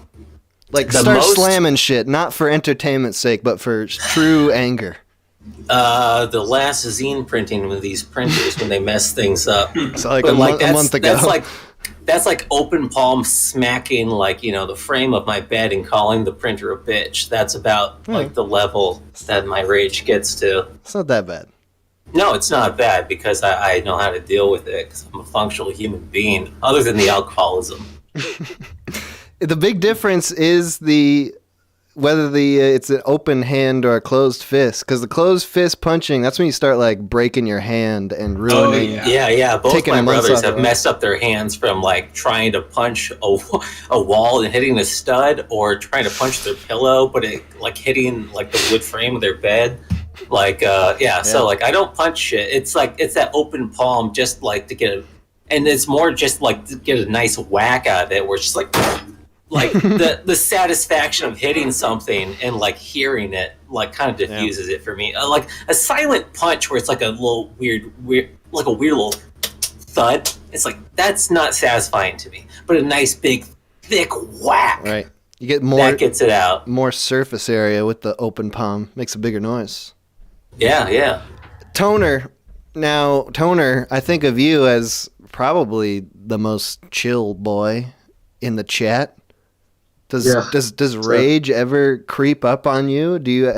Are you just super good at handling your anger, or does it not appear for you? Well, I mean, like that's a part of the reason why I've been kind of silent this boy chat so far. It's just hard to relate. I don't really feel it. Do you know what I've done today? I've done the most anti-rageful things, like quite literally possible. I took a bath in rose petals. Wow. I took the left rose petals and I made dried rose petals. I have a lot of roses because I tried like extracting rose oil on my still. I fucked up twice now. So I just have a fuck ton of roses and I'm trying to figure out what to do with them. You're trying to make rose bourbon or something? Like rose oil for many various. I'm trying to learn how to like extract oil from plants, essentially. Hell yeah. Well, something my spill other than making alcohol, I guess. But so you took the bath just to prep the rose petals? No, I tossed those. I just had so many that I was thinking of various uses and all that. Sounds lovely. Yeah, no, it is. I smell like roses right now. You weren't daring like just being like, fucking roses never fucking can't rip this fucking rose right. Nothing like that. No, I think a lot of the situations that I think would make me feel rageful, I just feel sad instead. Like this thought. What if you hit your head? Well, do you just feel sad and so it's like, oh darn, like? Well, it's like physical pain. I just kind of like exhale and then it becomes numb, I guess. No, I don't know. Like, I think what makes me angriest in this world right now, I would have to narrow it down to BMW drivers. Wow. Yeah. What happened? They just piss me off because they're fucking entitled and they don't use their blinkers and they cut me off. And I like passively try to like make it so they can't get in my lane and shit, but they fucking piss me off. That's like the one thing I can think of. What like sort not of even like children workers. What sort of things do you say to yourself in the car when the BMW drivers are fucking with you? You know what? It's actually the same thing every time. It's I fucking hate BMW drivers, and then immediately after I'm like, no, I don't. No, I don't. Wow. You've really got a good handle on this. On rage, maybe not other things, but yeah. Does the sadness, does that like fully take the place of rage? Like I feel like it's like rage is like directing all this energy outwards. It's like everything else is the problem and I'm mad at everything, whereas like sadness is more internal, like this is me, I'm such a fuck up. No, I'm sad for the other people mostly. I'm aware that I can only do what I'm capable of doing, you know, and then if I can't change a situation, you know, like for instance, this is something that almost made me angry recently. I'm like a fencing coach, right? Like a high school fencing coach. And I was waiting to get these like documents like waivers and insurance shit or whatever. I never got it. And I was like, why am I not getting this? Turns out the faculty sponsor was a pedophile and got fired. And no one told me. He was the one getting the emails. And like, then I told the league about that. And they're like, yeah, it's the faculty sponsor's responsibility. So fuck you. And I just had this like epiphany where I was like, wow, I literally could not do anything in that situation. And I got fucked by it entirely. So, but then I just felt sad about the whole ordeal, that this is the way things are, you know. I would feel rage and just go kill the pedo guy, you know, just be going right after him like those other callers were talking about. There's no sadness in that equation for me. You can make a revenge YouTube video where we go kill a pedophile. You gotta watch out, man. This is people like download these things, you know. It's gonna be used in court of law. I'm gonna be immune from all of this legal catastrophe. They're gonna be like, oh, that actually no, I would be roped. You'll be a star witness. Yeah, no, I would be used for some sort of smear campaign, probably because I don't fight back or something. Did it? Actually, I take back this question before I even ask it. Never mind. I think we're gonna call it there. All right, boys. Thank you. I'm gonna be back to the boys in like an hour or so. All right. See ya. All right. Yep. Bye, boys. All right. Okay. We're keeping the breakneck pace today because I like this. I'm sorry I fucked up the initial thing with the boys. I forgot that they were on my headphones and the headphones aren't connected to OBS. International caller. Call from Jackson. Doesn't sound international. Hello, Jackson. Yo. What's up, dude? Wild. I'm on the internet. Yeah, can you believe it? Hardly. This is like... I'm calling in. Okay, yeah. Oh, yeah, go ahead. You can do your bit. Nah, it was a bad bit. Just go on. I'm looking here. I'm looking at your display. Uh-huh. And you got the tape recorder thing going. Yeah. And it feeds into itself in the middle one. Oh, yeah. And then feeds into the third one. I mean, it's not working. Are you saying this isn't functionally, like, we're not going to actually record this stuff with this setup? No, it's mechanically, like, it'd be pulling it away from the third reel, but the third reel is moving away from the middle reel. And there's... Oh, yeah, you I see what can you're have talking tape. about. Yeah. Dude, I don't know. take it up with Slouch, I call your guys. man. Yeah. But I have a more That's why you called? actual anecdote. Oh, okay. No, it was the thing that pushed me over the edge, though. It was the straw on the camel's back. I see. just to let you know.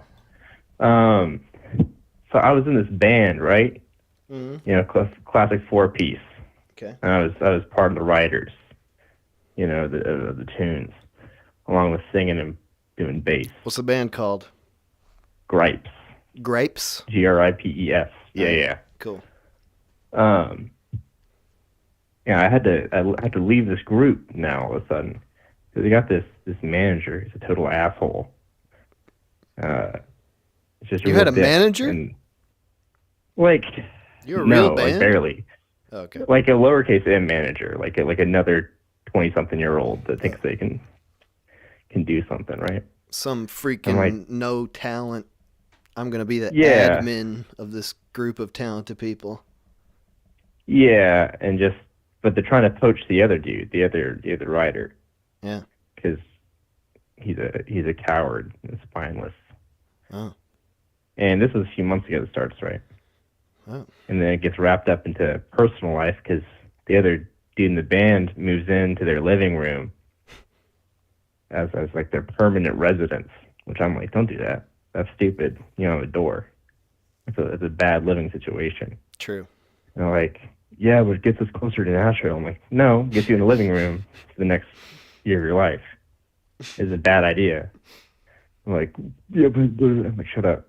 I cleared out a room in my house for you and turned down other roommates, which made me started this rage, right? Did he actually say it Fantasy. gets us closer to Nashville?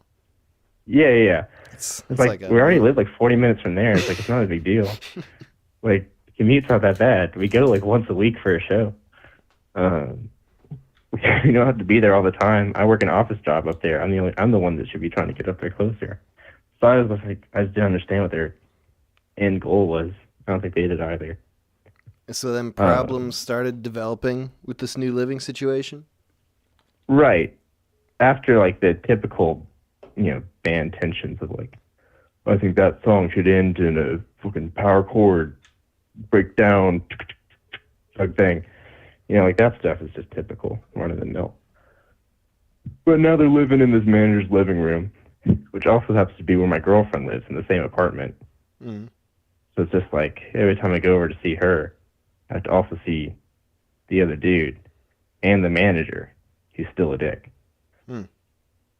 And now they're bringing my girlfriend into it, complaining all the time about my lack of constructive work, even though I'm the one that's actually doing all the management stuff, getting shows booked and all. What instrument are Publishing you and work. playing? I'm playing bass and doing half the vocals. Yeah.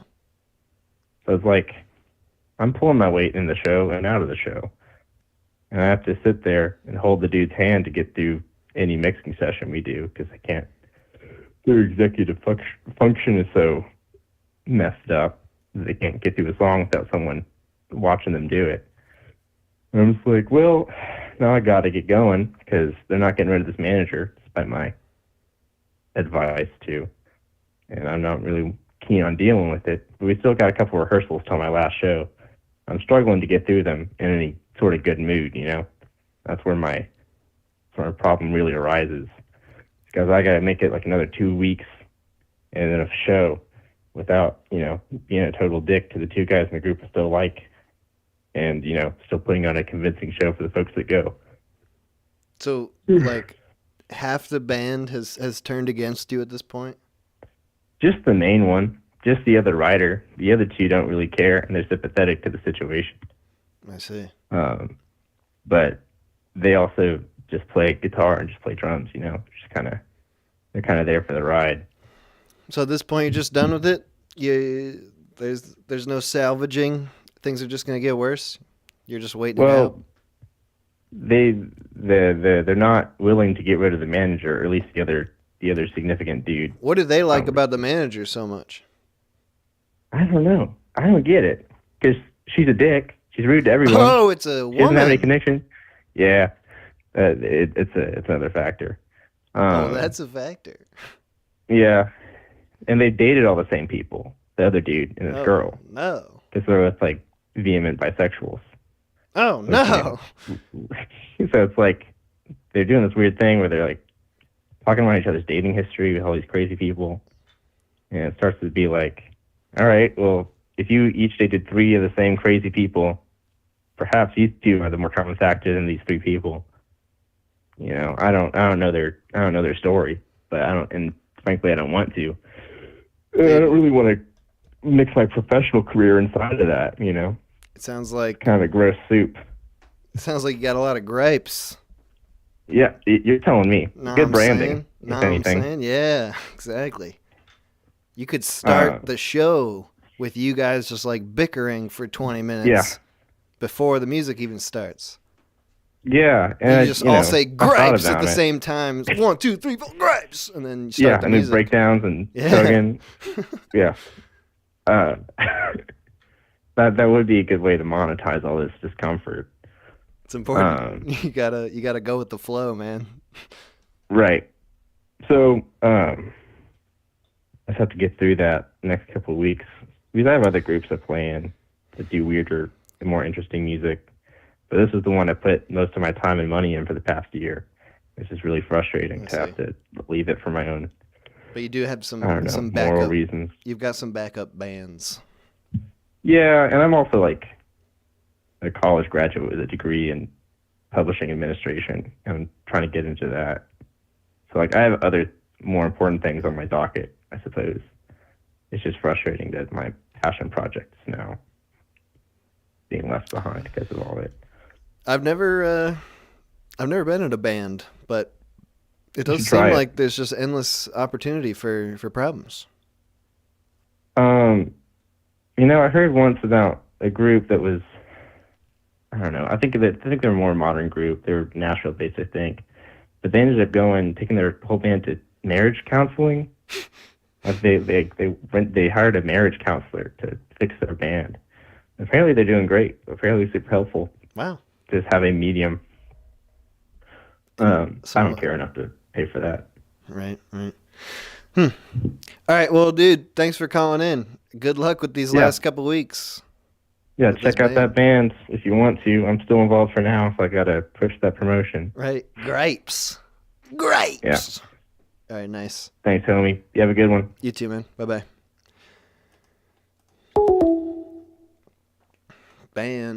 Band drama.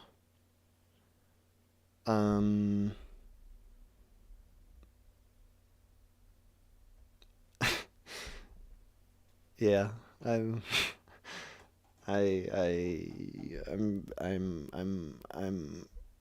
just not gonna say what I'm thinking. Instead, I'm gonna call this person back.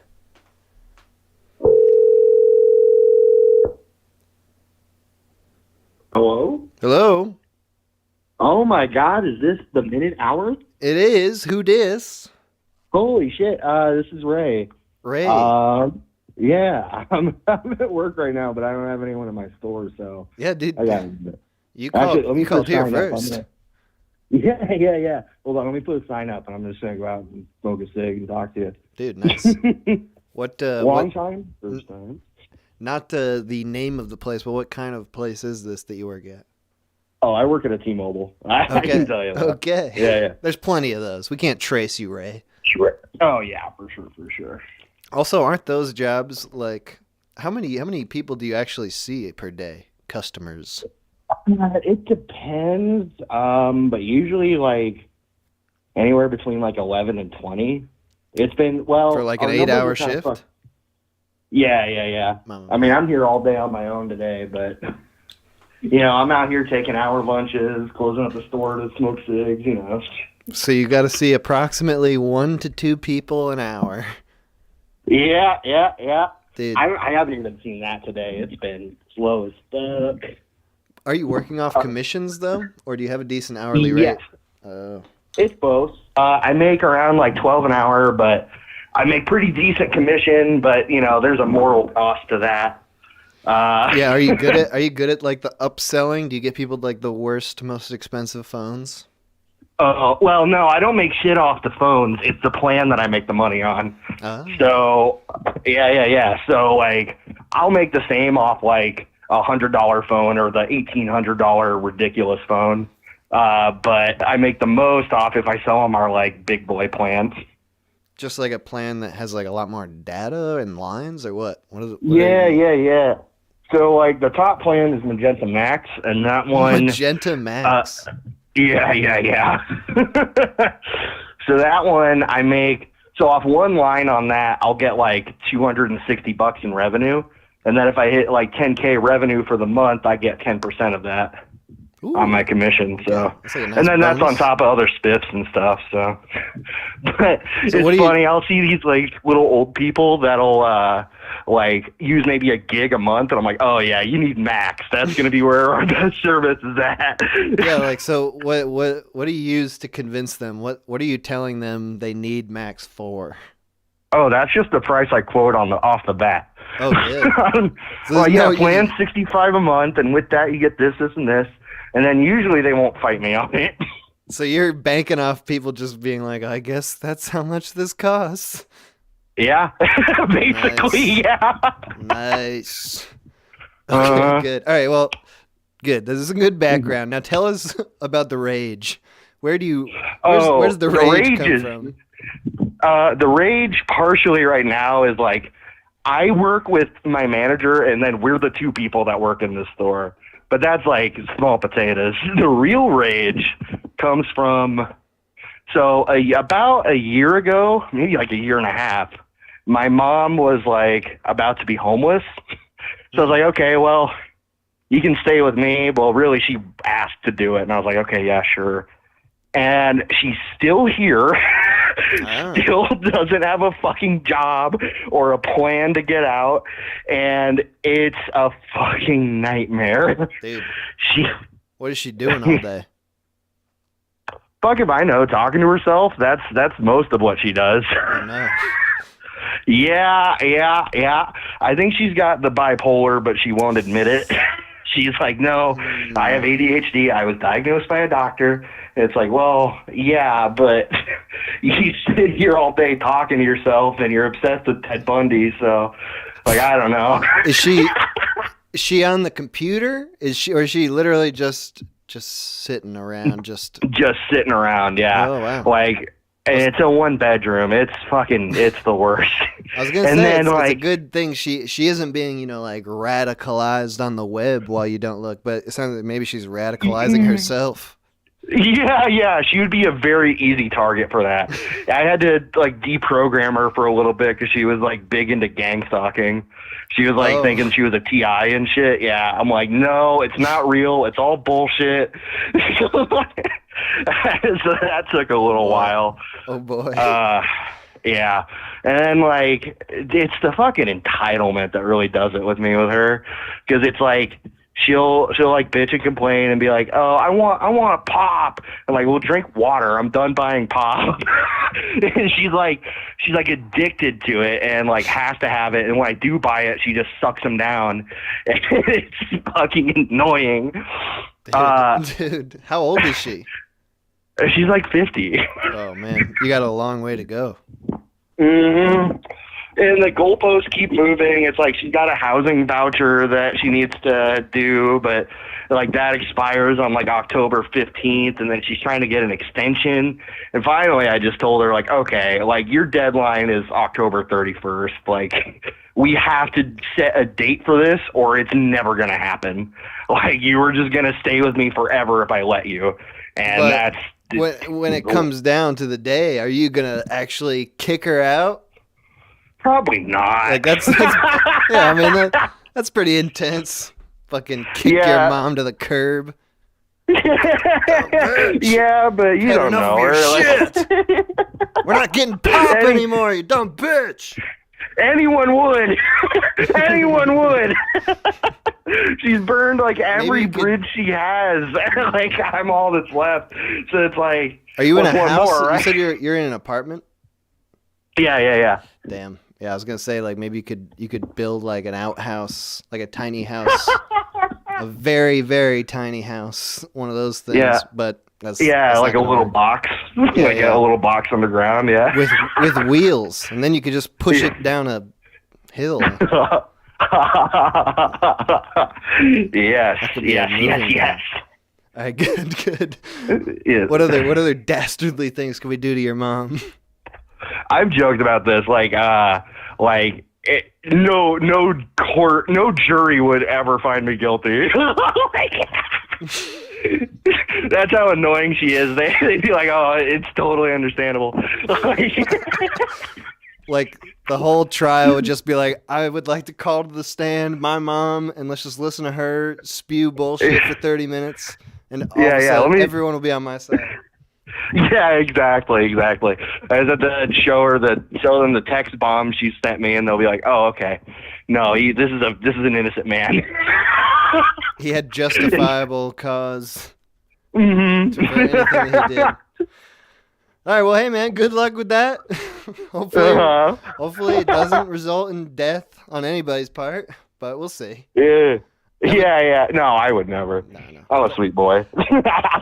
Thanks for calling in, man. Good talking to you. Yeah, man, I'm a huge fan. It was awesome talking to you. Thanks, man. Have a good one. Bye. Yeah, of course. Bye. Nice. Matricide. Oh, another. Call from. On it. Good talking to you. Yeah. Michael. To accept, press 1. Matricide. Oh, Michael. I just heard myself Hello? when you picked up. Yo! What's going on? How's it going, man? This is the Minute Hour. Bro, You're on the. I'm from Australia. Oh, yeah? How's that? I'm calling at work right now. This is crazy. Is that- I'm watching you for years, bro. Is that why you're speaking in a lower tone of voice? Are you not supposed to speak? Yeah, sorry. That's okay. Trying to keep it on the sauce. That's all right. What kind of work do you do? Man, I'm working in like a factory, like a warehouse. Oh, okay. I'm a storeman. You're a what? I'm a storeman. A storeman? What? Yeah, I just handle all the stock. Oh, okay, I see. It's pretty boring stuff, actually. I see. Well, what makes you rage? That's the topic today. Is rage. As you know, the Queen just died. She just conked it. Right. So in Australia, we get like a day off. Oh. And so I get a day off for work as well. So I have 2 days off. It's a holiday when the Queen dies? Yeah. That's pretty legit. cool. What'd you think? So I had a 4-day weekend. How'd you spend your time? Were you grieving? Were you mourning? I was mourning constantly. Oh, yeah? Just heavy mornings. You woke up in the morning, started mourning from morning till night? That's it. Yeah, so I had this 4-day weekend. Super excited for it. And the missus, the girlfriend, wanted to fight consecutively every day. Every day of my long weekend. I couldn't enjoy it at all. About? Made me rage, bro. What was she fighting about? Just Anything? like the smallest things. Yeah, literally anything. Like we were driving to get like some food for dinner. And I like pulled out of the driveway a little bit, like fast. And she was like, "Can you calm down? You get like cranky when you drive." She and I was like, "Well, I'm picking you up dinner, woman." She like, you know? This is exactly how the Queen died, because of people like you pulling out of their driveway too fast. Yeah. How did you handle it? Did you just was it a terrible weekend? Did it ever turn around? Oh, no, it didn't. I'm back at work, just having to deal with it. Oh no. yeah, it's just instant shutdown. I'm like, nah, I'm not dealing with this. Just raging in my head, just want to explode, you know? Ah, so you're not a fan Like- of the like, what do you- communication approach. No, I'm not very good at it. Just keep it inside and see what happens. Then maybe, crash my car into a childcare or something. Yeah, what does happen? You know, it If happens. if you're holding in the rage for too long, has it ever expressed itself in an involuntary way, or are you able to just hold it in indefinitely? No, it'll leak out. It'll explode eventually. What happens? I like self-destruct or try to drag somebody down with me. Like what? Yeah. Like you in a physical way or in a emotional? No. More in an emotional, abusive way. I think I'm kind of a toxic person. When you're angry or all the time? Yeah. All the time? Yeah, mostly when I'm angry. Okay. Maybe all the time. I don't know. Oh yeah. What do tell you me. think? You could be the judge. No, I don't know. I've been talking to you for exactly 4 minutes, and you seem like a pretty chill guy to me. Thanks, man. But Yeah, I just got to work on the temper, I guess. I mean, yeah, does it come out with the people that you work with, or does it come out with the people who are making you angry? Yeah, I think it just comes out in lots of small ways, lots of passive aggression. Lots of what did you just fucking say? Just muttering things to myself. Like a fucking crazy person. Yes. I was doing that, I went for a walk before this stream today because I wanted to go buy some beers. That's when I was getting really angry about the sidewalks. So I was thinking about what I'm going to say on the stream. But so in doing that, I'm just walking on the shoulder of the road, just being there's no fucking sidewalks. Why is there no fucking sidewalks in the suburbs? And I'm getting all angry, just trying to act it out. But definitely looked like a very crazy person during that whole time. Yeah, it's tough sometimes, huh? Keep it in. But were you listening earlier? Moxie says you should go for a walk or listen to some loud music or slap there's lots of something self-care tips I should. with an open palm is important. Yeah. I was listening earlier. Yeah, I'll try that palm slapping. Maybe that'll do me good. But not a person. Not a person, no. Maybe something maybe something you're stocking at the factory. You could just slap it into place. Right. I used to do that. Some leather welding blankets or something. Yeah, I worked at Target and had to stock shelves sometimes. I'd be angry all the time at Target, and I'd just really angrily fucking open the boxes because it's already it's a ripping motion. But if you do it really angrily, you do it faster. People will give you weird looks, but you're fucking tearing through that shit. So I would do that all the time as an outlet. Just getting the work done. Exactly. All right, hey man, thank you for calling in. Listen, it's so good to speak to you, bro. Have a good one. I wonder how much this call costs you. Yeah, probably at least $30. Jesus Christ. All right, well, then let's end it right now. All right, thanks, man. See you. Yeah. Cheers, bro. See ya. I dropped the thing I was fiddling with. Call from Gavin. Gavin? Mr. Hour? This is he. Is this Gavin? Oh, wow. This is Gavin. Now, real quick, before we get on the topic that is being discussed on the show right now, is this a name that you remember? Gavin? Yeah, Gavin. No. Have you called in? I'm sorry. Not only have I called in, but no, I didn't call in.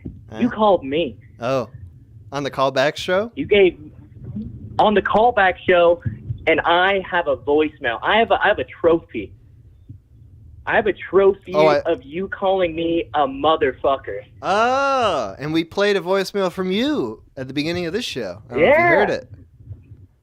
It was great. It was fantastic. I was calling my mother, and so when I was calling my mother, you called. I wasn't able to answer, and I just saw that little that's notification. Kind of a subjective statement. You weren't able to answer. I think you could have. Ditched Mom. Whoa. Hear me. I think on a technological standpoint here, I didn't have the option to pick up from you. I think that's false. I mean, I think you have call waiting because that's the standard. Am I wrong? Am I wrong? You're the last person who I want to say. Let's not split hairs about this. You're on now. You got through. Is this what you were raging about? Does this have to do with the topic today? That is one of the things I have raged about in the past. Give us the real rage, the core anger. What's the last time that it really came out in an uncontrollable way? Maybe it was when you were 10. Maybe you're a fully grown adult and you know how to control this stuff. Really prying here, digging deep. I appreciate. Well, actually, I'm in a stage right now to where I could rage at any moment. Oh, why? I'm bubbling. What's happening? I'm at work right now, and as my occupation that I do, I'm a pizza delivery driver. I hear your blinker. Yeah, that's me blinking right now. That is me blinking. I'm turning. I deal with a good handful of people every day that I work. That at any moment, man, I could be raging. I've learned to suppress, but I've learned that it's not healthy. Who is worse, the customers or your colleagues? Let me tell you, that has got to be the customers. Man, it is a hard life us delivery drivers have because you never know who you're gonna get. Customer wise, what do you mean? Like someone dangerous, someone who's got their own rage? Someone, yeah, exactly, precisely. I have never once in my life seen someone get so upset over a cheese cup. What did you do to it, bro? Fess up. The thing. It was the lack of cheese cup. It gets people boiling. The lack of cheese? Is that what you said? Yeah. You don't get them their cheese cup. One little mistake, they deadpan look at you and just like dipping cheese. Dipping cheese. We us at my pizza establishments, we have dipping cheese that a lot of people order. You pride yourself on your dipping cheese. I mean, you could say that. You could say that, I suppose. But I'm sorry. It's a very crucial part to someone's order. So now, I can tell you something real quick. I'm at someone's house. Okay. Now, will you put us on speaker? I can. I won't say anything. I swear to God, I won't say anything. But just put it on speaker. Put it in your pocket. I won't say anything. I swear to God. Dude, you gotta promise me here. I'm putting you in my pocket right now. I'm putting you in my pocket. And I know it would be hilarious to screw up your thing, but I'm not gonna do it. We're gonna be silent. We're gonna listen. Okay, I'm walking up right now. Okay.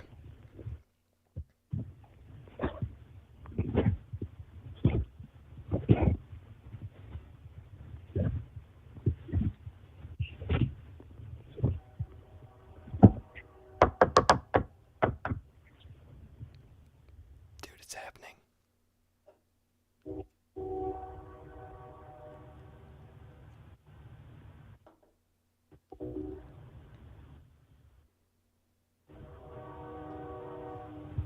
Yo, pizza's here.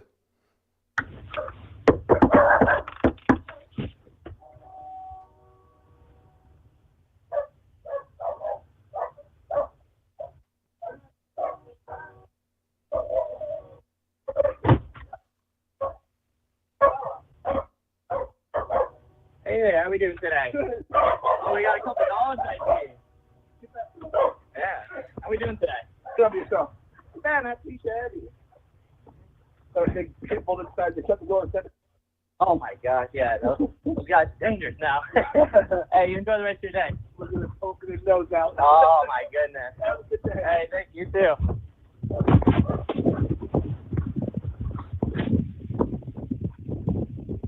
Dude, That was 10 out of 10 delivery. Dude, what could I say? What You were can I friendly. say? You were relatable. You said something. You were like, "Got a lot of dogs in here." That was a good opening line. Well, let me tell you, you could have witnessed the audio of me dying. Those dogs were pounding on that door. I was really, I had to stop myself from turning that into a disaster situation for you. Dude, that guy, he was intimidating. Oh yeah. Let me tell you, he had a very joyful look on his face, a lack of a couple teeth. But that doesn't bother me. That's fine. Well, hey, he was a nice guy. His dogs were just a little scary. I mean, hey, if there was a problem with the cheese cup, then things could have gone a lot differently. He had a plan B, and I don't think he wanted to share that with me. All right, hey, dude, thank you for calling and letting us listen to one of your deliveries. That was great. Dude, of course, man. Really appreciate you picking up. You paid for this. A tier. Thanks, Listen man. to that on my deliveries, man. Oh, thanks, man. I appreciate that. All right, you have a good rest of your shift. Dude, appreciate it, man. You have a good one as well. All right, bye-bye. That was great. I want to get more in the world interactions. It would have been funnier if I fucked it up, but I didn't. I didn't want to put that guy in an awkward situation. He seemed like a nice guy. Maybe if there's someone who I, in the first couple of minutes of the call that I don't like, maybe I'll try to screw them up. It's never going to happen. I don't know. Whatever. Okay. We're going to take another break. I'm going to play a song from the Gas Mask family from the album Matters. This is just a 2-minute song. Actually, because we're not going to be doing that many breaks because we're fucking chugging right along. This will be a 5-minute break. A full 5 minutes. This is a great time to go to the bathroom. Number 1 or number 2. Grab a drink. Whatever you want to do. Yeah, we'll be back in 5 minutes with the boys. And then we'll go back to the calls.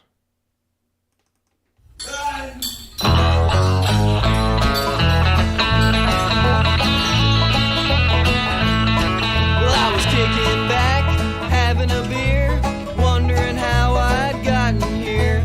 I don't know exactly what I am right now, but there's nothing I'd rather be. Smoke some crack, did some spank, hot pussy, mescaline, and beer. I gained some friends and lost them, but I feel fucking awesome. Nothing to say, smoking a J, watching my troubles burn away. The sun is up, who gives a fuck? It sure as hell ain't me. Smoke some crack, did some spank, hot pussy, mescaline, and beer. I gained some friends and lost them, but I feel fucking awesome.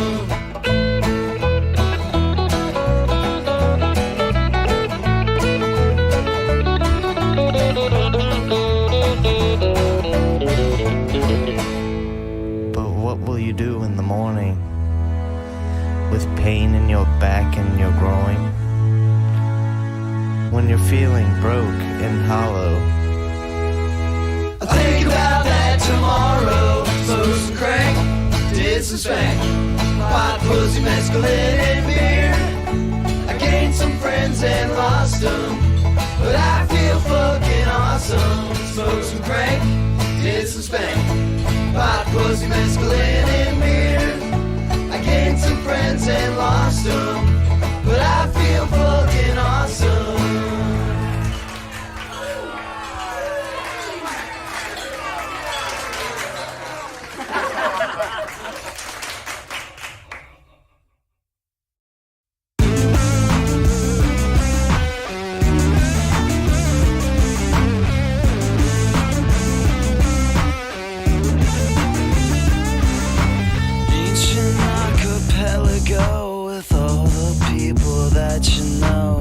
Such a forbidden task, another Joe Montana mask. It's got to come out of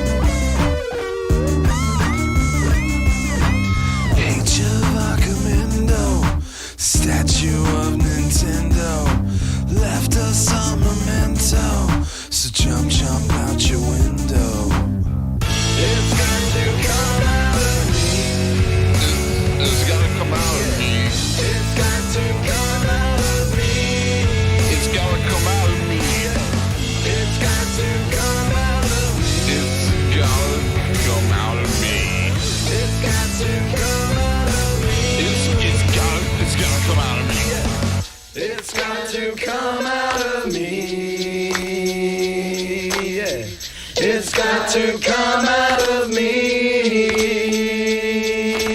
Thunderdog, baby, thunderdog, baby, thunderdog, baby, thunderdog, baby, thunderdog, baby, thunderdog, baby,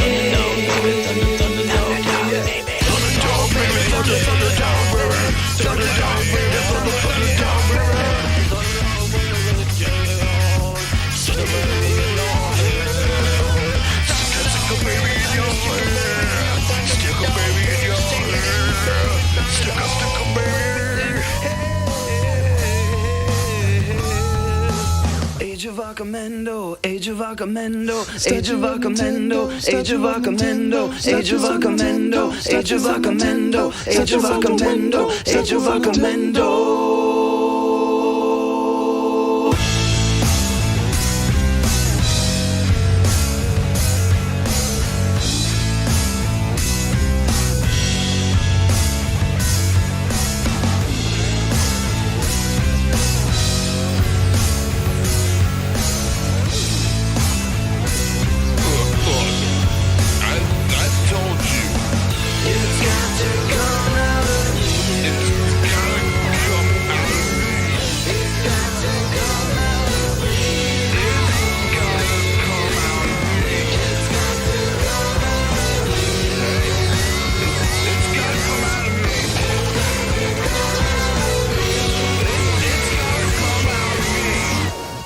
Come out of me.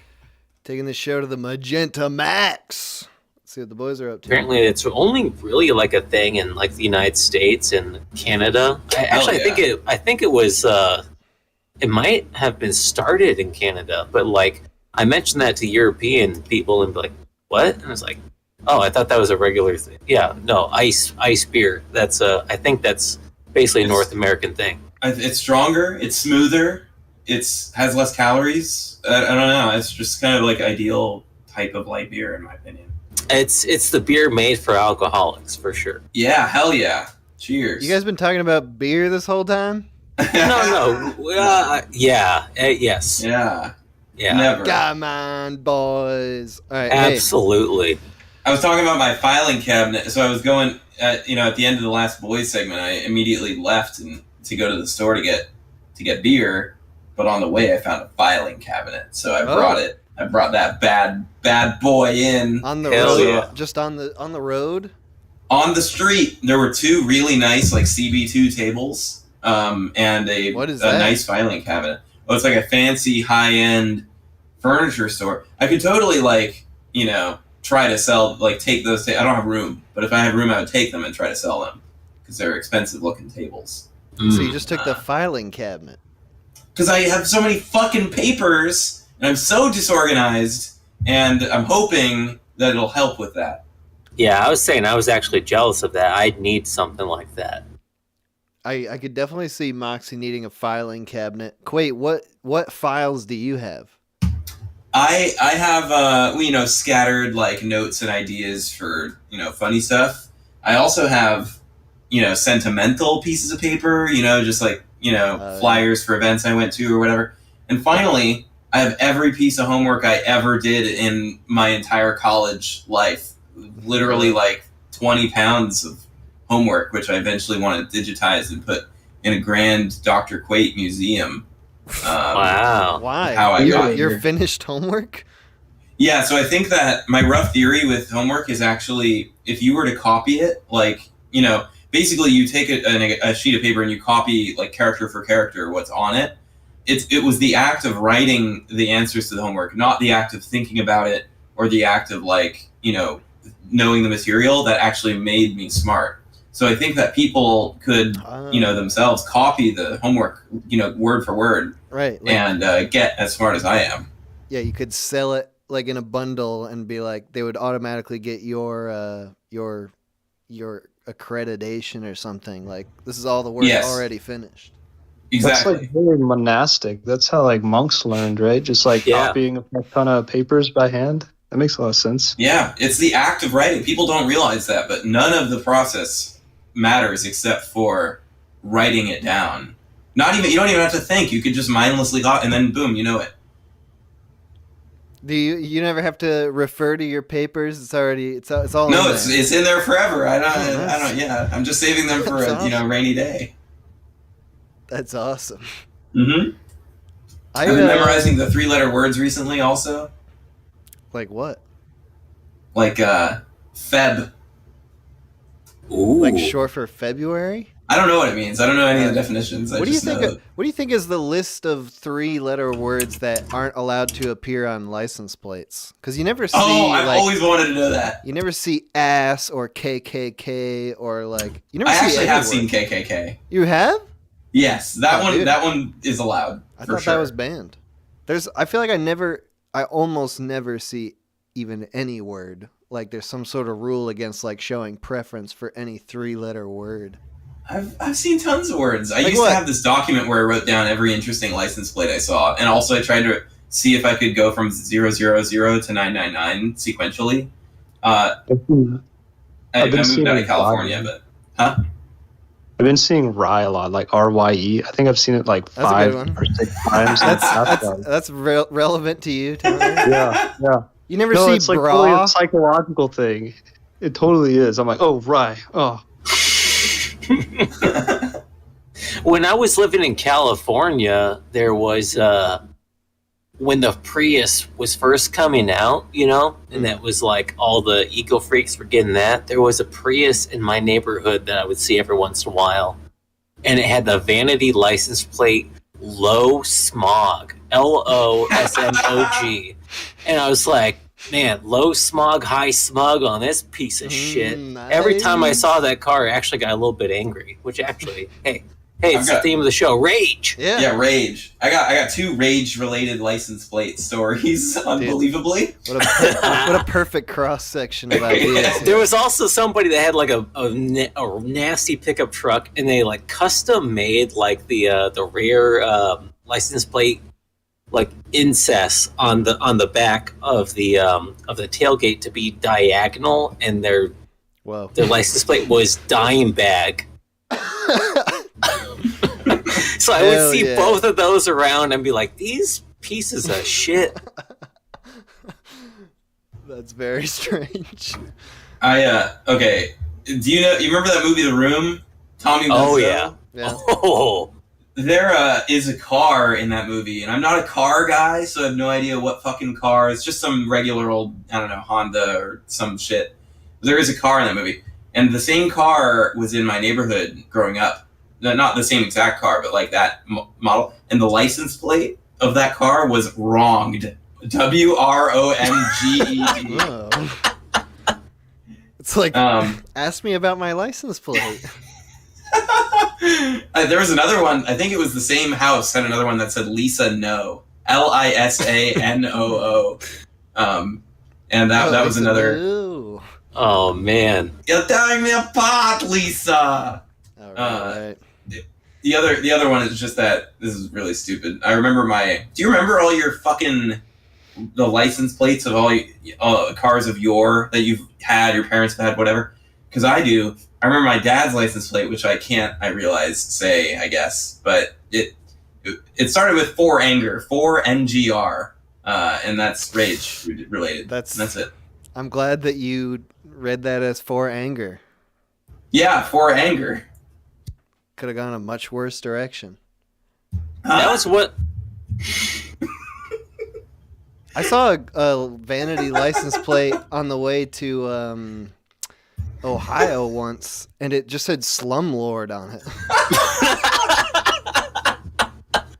And it was one of those, like not really rich people cars. Like it was like one of those like poor people muscle cars.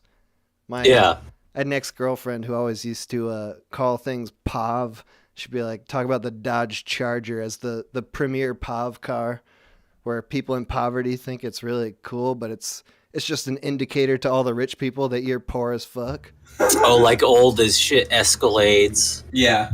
Right, so you're trying to put on a big show, but us old money know that you don't have it. You don't have what we have. That's what this slumlord car was. Like, not only did they have that kind of car, but they're also whatever's going on in their life. They're really trying to prop themselves above the poor people. I always buy the cheapest, shittiest car I can afford with cash. Hell and yeah. then I like can tell. nobody ever breaks into it.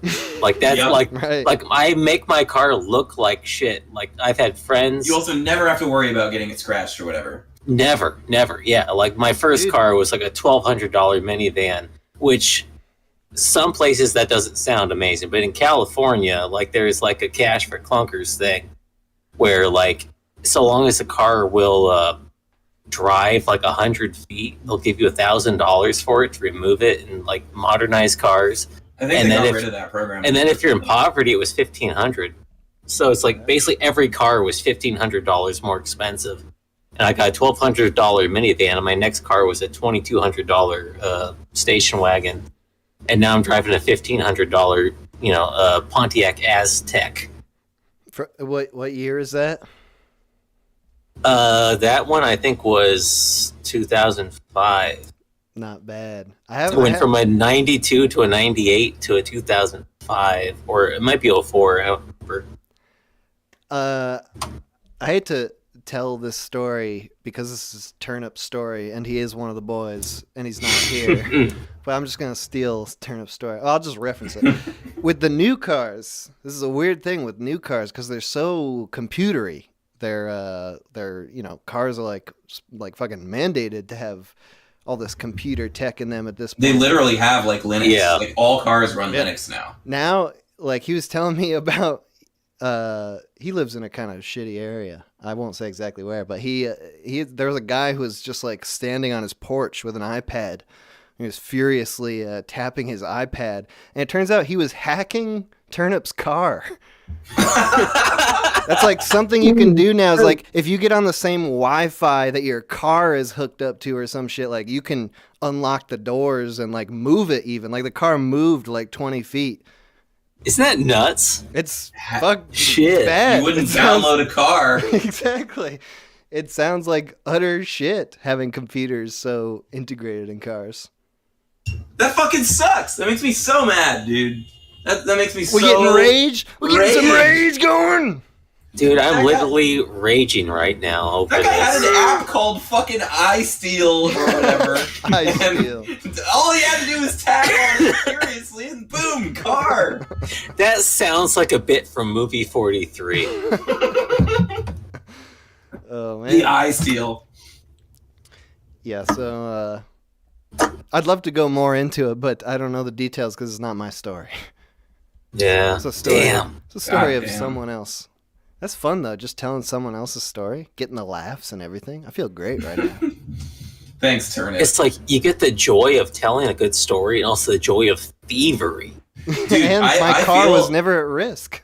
It's I never have the confidence to do that. If I sometimes steal stories, it's rare. I don't do this much. But occasionally I'll just need to because I need to like not reference a person in front of another person or something. So I steal their story. And it never lands. I feel like kind of self-conscious about it, and then I tell the story wrong, or I kind of like get uncomfortable with the fact that I stole it, and no one laughs any time, You ever even have- though the story always rocks. You ever have people steal your own story and tell it back to you? That used to happen like in high Dude. school. It hasn't happened since high school, but that used It to does really, sound like a high school thing. used to really piss me off. What story was stolen from me? That has to be a very generic story for somebody else to be able to tell it. They're just like they heard the story and they just insert themselves into it. Like they just pretend that it happened to them. I don't remember what the story was, so maybe it was generic because I can't even remember what it was.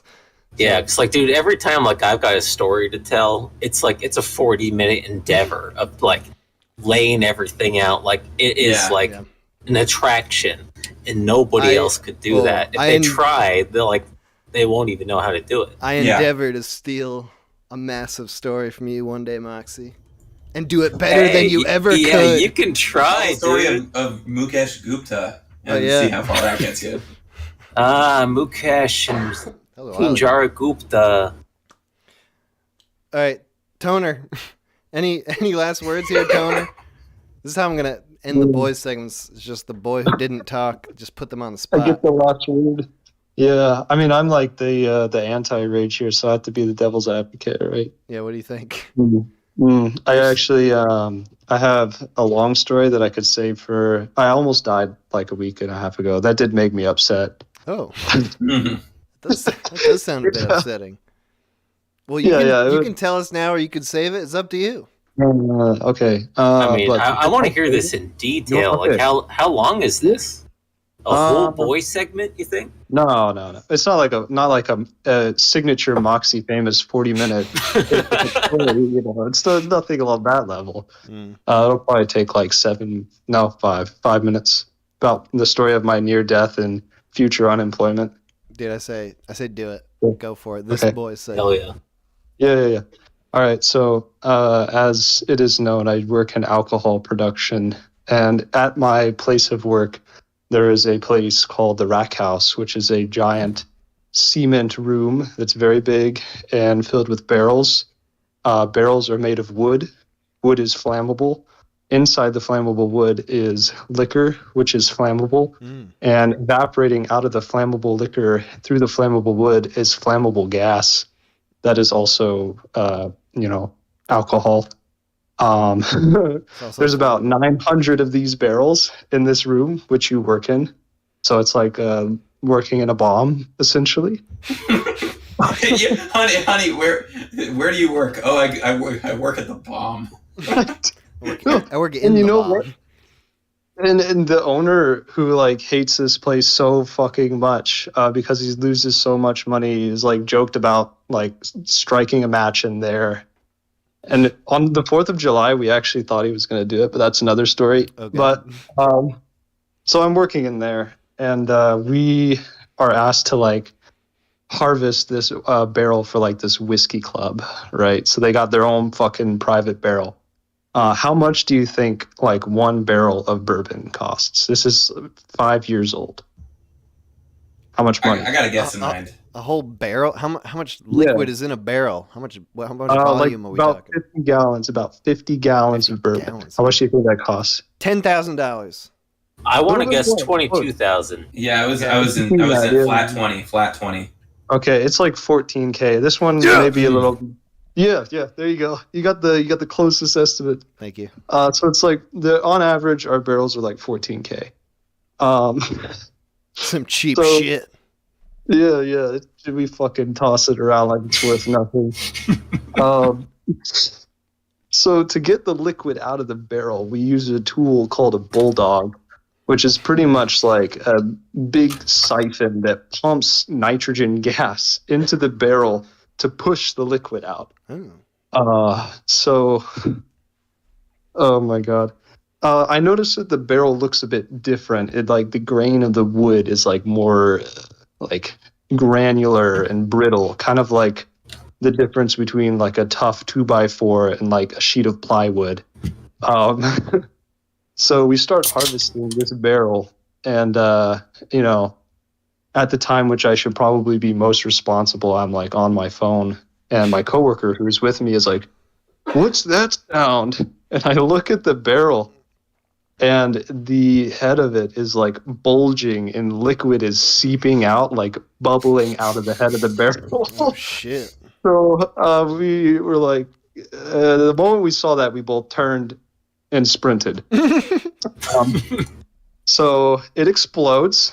Wow. There is an explosion. The wood shrapnel bits fly in our direction. I don't get seriously injured by the wood bits. I actually kept some of the barrel in my car now. Anyways, but the nitrogen gas is like billowing out of the broken barrel. So we had to run back in to shut off the gas, run back out. And pretty much if like there had been a spark, I would not be here right now because the whole place would have ignited. Wow. And then we, cleaned up the alcohol. And fun fact, you actually can get drunk off of alcohol fumes. So 10 minutes after I finished my fucking coffee, I was drunk from fumes. At 10 a.m. after almost dying.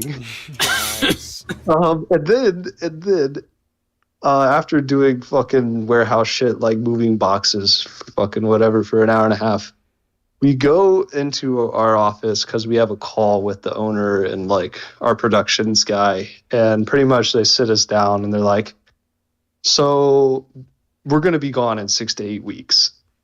And you guys, I'll help you like find a new job or whatever, but yeah, you can go now, you can stick around till it ends.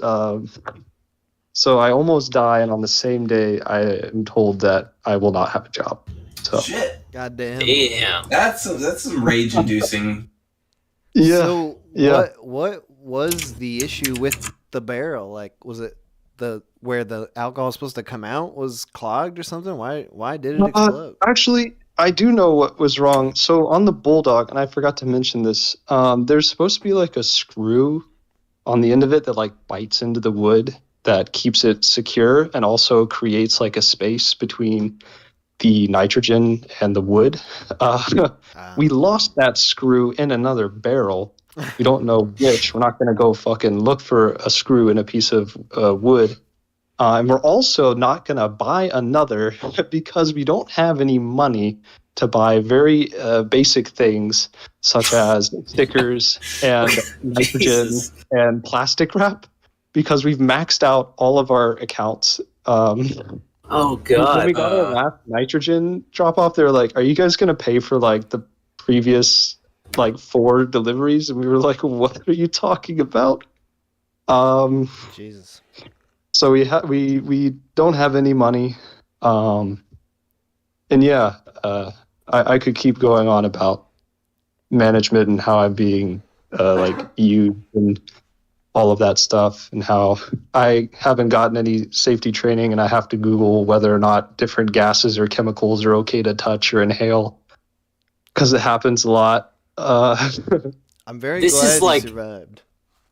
This is even worse than that drunken despair you had when you found out that you guys didn't actually make some of the booze that you guys were serving. Like, I thought that was the low point of a brewery, but not even a distillery. But this is way worse. Dude, I was gonna say you should start suing or whatever, but there's no money you can get out of doing that.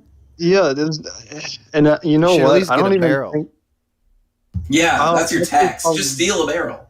No, I am probably going. I've already stolen from my workplace. Hell yeah. More. Now you're you're you're on the court case. Yeah, this is yeah. Well, I fucking hypothetically make moonshine, so it's not the worst thing. But yeah, I'm gonna take like probably some filters, some air pumps, alcohol distillate, all that stuff. Dude, hell yeah! I already use the alcohol from my workplace to make my own moonshine. So. All right. But it's like it's stuff that's off the books because it's like stuck in the line. So it's already waste product and it just goes down the drain. So I'm just like a scavenger essentially. How do you harvest the waste alcohol? So if you have 2 vessels and you're pumping liquid from one vessel to the other, and you use an air pump and like tubes, when you close off both of the vessels, there's still like a fuck ton of liquid in the tubes. In the tube, wow. Yeah, so when I unhook it, I take the tube juice and I put it in a camera and I take it home. I have to admire the scavenger nature of that. Honestly. Because otherwise you're just going to have these bourbony tubes that nobody wants. I know, no, there's so many things that I need that I will, because that's actually what we're doing this week. We're putting stickers on all the things we want to take home. Oh, nice. Yeah. Me and my coworkers openly walked into the warehouse last week and we're like, all right, what do you guys want to steal? We're not going to tell the owners. So we'll have a happy ending. You had to risk your life once. Not once, but yeah. At least once. Once in a very dramatic way. A lot of every day is a different sort of fever dream there. It's, is this better or worse than the fencing jab? Oh God, it's better than the fencing jab. Oh wow. I can't. Is your life more at risk at the fencing jab? No. Well, Get my stabbed! mental health, probably. I last practice. I went to the equipment closet and just sat there in silence. Oh man. And then I came back, and my team captain was like, "Hey, coach, are you doing all right?" And I was like, "No."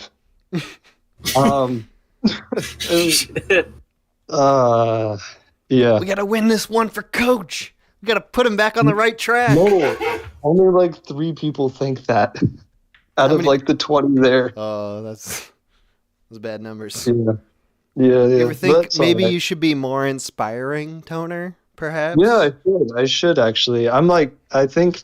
Okay, so I've been told that I am a good coach who helps people improve with skill, but I'm not so great on the charisma side.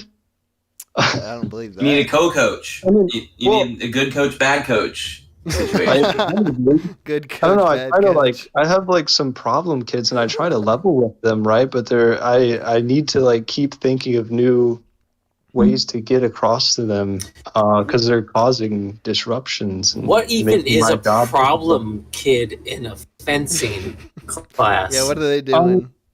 Someone. They trying to stab right up the butt. Well, I mean, he does brutalize people, and you don't really need to brutalize beat people up to win in fencing. You just need to In fact, it's actually a disadvantage because you want to hit with the least amount of effort from the furthest distance away. This kid will whack other kids and throw punches with the blade. Essentially, doesn't listen to what I say. Why I try to teach him to do different things. Picks on the people he knows he can beat and doesn't want to fence anyone else. Complains. Actually, at the last tournament, kid sounds like me. almost caused me to lose my job, but I can't talk about that. So, dude, he's okay, and you know what? He's doing better too. He apologized and everything, and I don't know. He can't relate to you because you don't have any of you don't share his rage. This sounds like a rageful boy we're talking about. I wouldn't call him rageful. He's just no, he's just sociopathic. No. What one word would you use to describe this boy?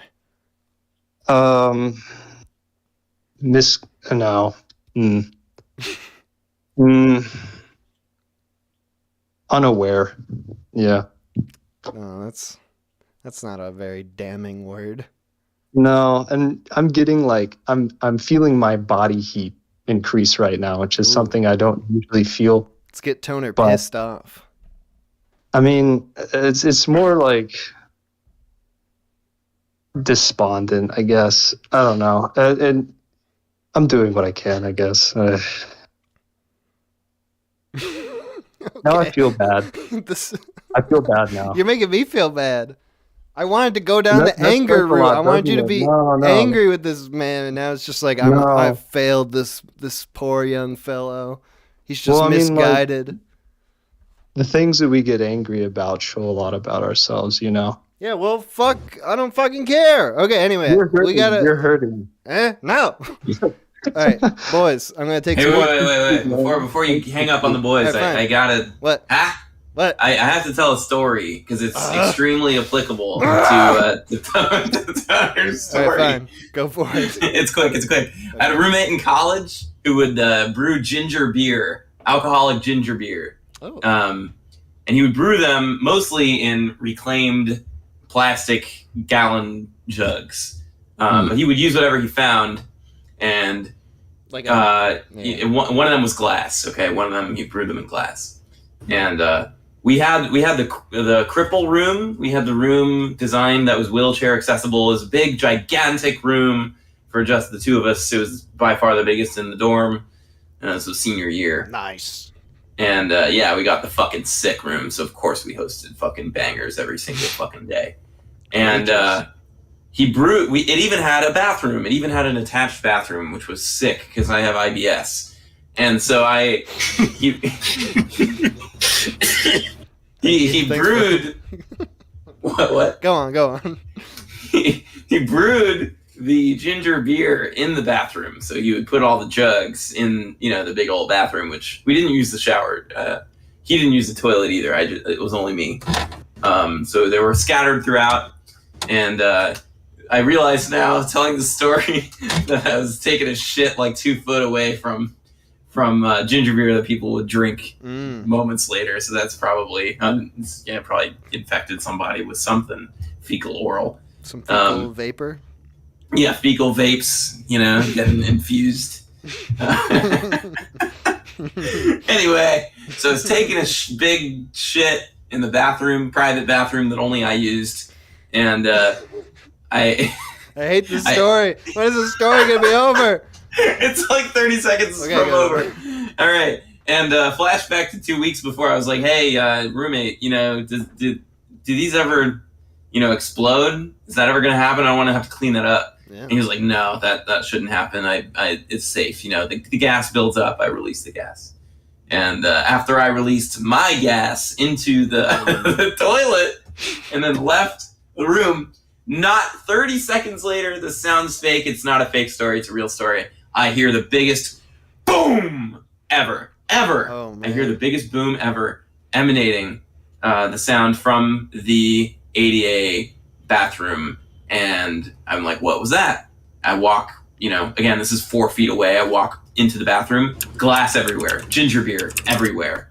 I would have gotten shrapnelled. I possibly could have died also, and I was taken back to this moment during Toner's story of an explosion of a whiskey barrel. That would have been a horrible death. Can you imagine? I was taking a shit on the toilet in the middle of a party, and you get glass shrapnel to death. There was no pressure release on the glass bottle? No. Jesus. No, he literally manually did it like once a day or two. Oh, man. Yeah. It was bad. You know what the problem is? The problem is you were taking your big fat shit, releasing a bunch of methane and shit into the air, which is lighter than air. You're changing the pressure. Less pressure. That's right. It's because of you. Yeah. Using the bathroom. If you didn't use the bathroom like your flatmate, then it wouldn't have happened. That's this really is your true. fault. I was also assuming it was Quate's fault, but I didn't have the scientific knowledge to back it up. But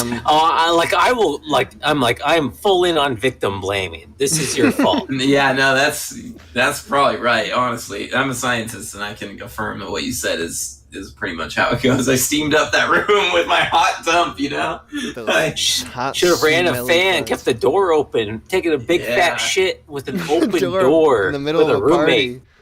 I want to tell you, it wasn't during the middle of a party. This was I was just working on homework, and I was completely alone in the room.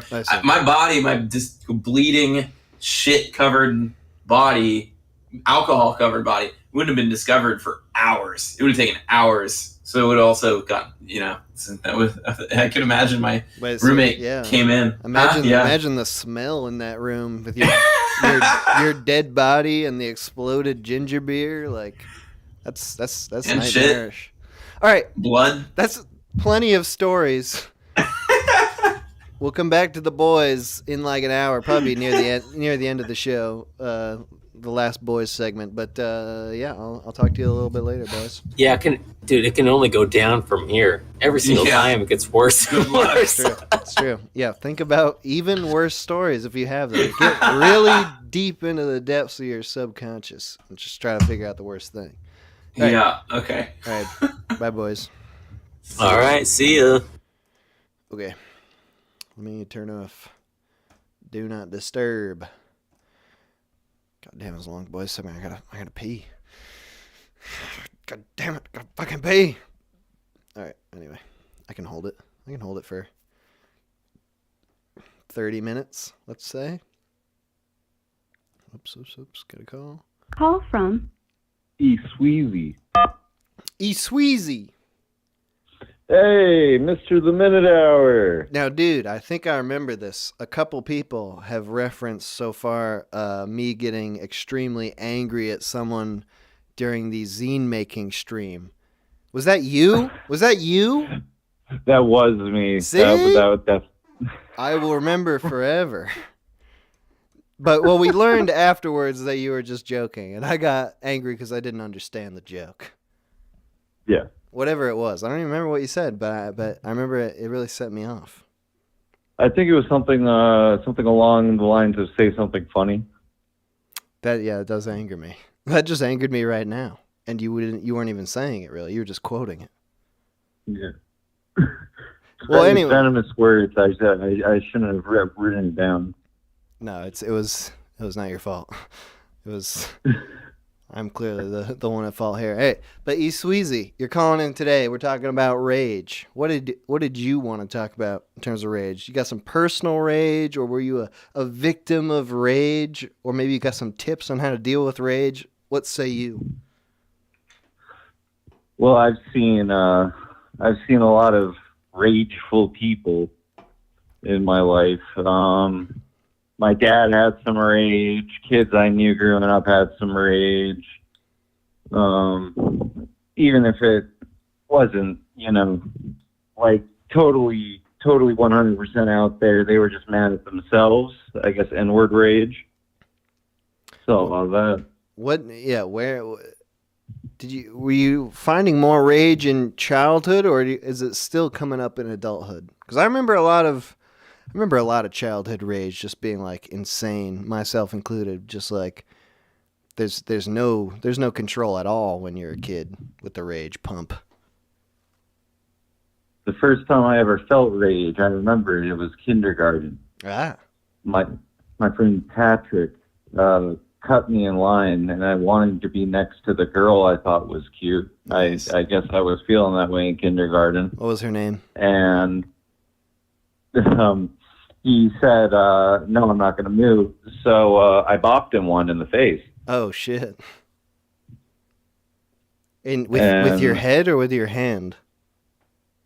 Oh, with my hand. Okay, nice. A straight up punch. A kindergarten punch. Yep, kindergarten sucker punch. Which is not that bad. Like you don't have such a... No kindergartner like can do so much damage with a punch. Yeah, it was probably not that hard. But I mean, you did cry. I did make him cry. Nice. So he learned his lesson. He sure did. He learned to never cut me in line again, that little bastard. Wait, what was the name of the girl who you had a crush on in kindergarten? Elizabeth. Nice. Liz. Did it work out? No, it didn't work out. She started playing soccer. I think she turned out to be a lesbian. I don't know. I didn't really follow it. Classic. That's too bad. Liz the lesbian. All right, so that's some ancient rage for you, childhood rage. I actually remember something similar, some childhood rage around the same time. I think it might have been first or second grade. There was this kid, Alex, who I really hated because he's kind of had this annoying voice, and he really liked the Green Bay Packers. And those are the only things I remember about him. And one day I got so mad at him for liking the Green Bay Packers that I kneed him in the balls over and over until he wept. It's a good feeling to make another kid cry. Yeah, I would say actually like having rage fantasies feels good, but in my experience, acting out on the rage almost always feels bad. Like it felt good in the moment during the knees, but when he actually crumpled crying, I was like, you know what? I don't think that was right. I actually don't feel good about this. I shouldn't have done that. It's something you got to try for yourself to learn. Yeah, you gotta figure out if you're into that kind of thing or not. If you like making other people suffer a little bit. You got any siblings? No, only child. Ah, see, for me, like that's where all the rage manifested as a child, because you always got to hang out with like your brothers and sisters if you got them, and so there's just like constant fighting and bickering, and like, the brothers are always trying to like get angry at each other about like who's in charge of the game that you're playing and shit like that, where like it's just always turns into rage. That's interesting. If you're an only child, you don't have that. You've got to find your rage outside the family. Yeah, my rage got covered up by drugs. Oh, yeah? Yeah, I noticed you in the Discord. You're always saying everyone should smoke weed. Yeah, I really think if I could write a prescription, if I was a doctor, that's the prescription I would give out. I wouldn't give anybody pills unless they absolutely needed it. Just, got some back pain, smoke some weed. Got a creative block, smoke some weed. Are you sad? Are you not high anymore? Smoke some weed. Yeah, that's the problem. If you're stabbed, that pain, that bleeding, you could stop that in a second. I will say with weed, it is a pretty effective short-term antidote to rage. I've found that, like, it's pretty hard to be, like, rageful when you're smoking the green weed, the green leaf. But to me, it kind of feels like you're just putting off the rage for a later day. Like, you're not really resolving it. You're kind of just like burying it for now. It's definitely, yeah. It's like a rage medication.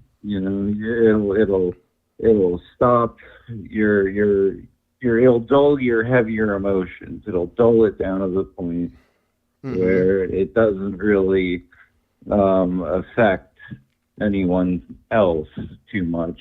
I mean, you may be sitting high as shit and be stuck in a thought loop and being like, oh, I'm really angry at this thing, or oh, I'm really, whatever, and have a bad time.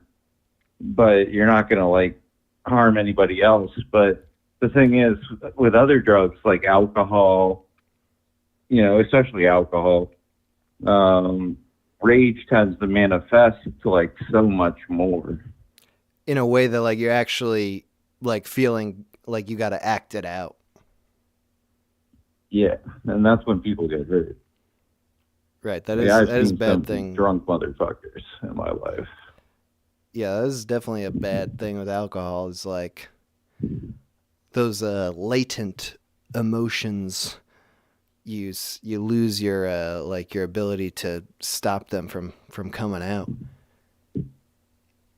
It is weird with weed. There's been plenty of times where I've been like without weed for a while, and I just I become my angry self, and it's appalling, really, how angry I get at things, and I just have no control over it, and I feel totally justified in the moment, just being angry at the slightest things, and then at some point smoke weed again, and it all just seems so damn silly. It's like, why was I so mad? I'm so mad. I don't get it. You ever get that? Yeah, I do. I'll go to 7-Eleven and the fucking cashier talks to me funny or doesn't grab my cigarettes correctly, and I have to be like, no, it's up, down, up, all that shit. You've got a Konami code for how to get your cigarettes. To get my cigarettes, I have to give them the whole Konami code. Mm-hmm. And like that kind of shit will happen, and I'll come back to my apartment and I'll be like, oh god, I fucking hate people. Oh, people are so fucking stupid, and I'll just do a bowl and I'll be like, they're, I don't care. It's frightening for me when that happens though, because it's like it's calming at first, and then like later I realize, like, god damn, I really have no control over my anger. Like I've gotta smoke drugs to like not flip the fuck out. That's not a good sign. I mean, I do believe in medication for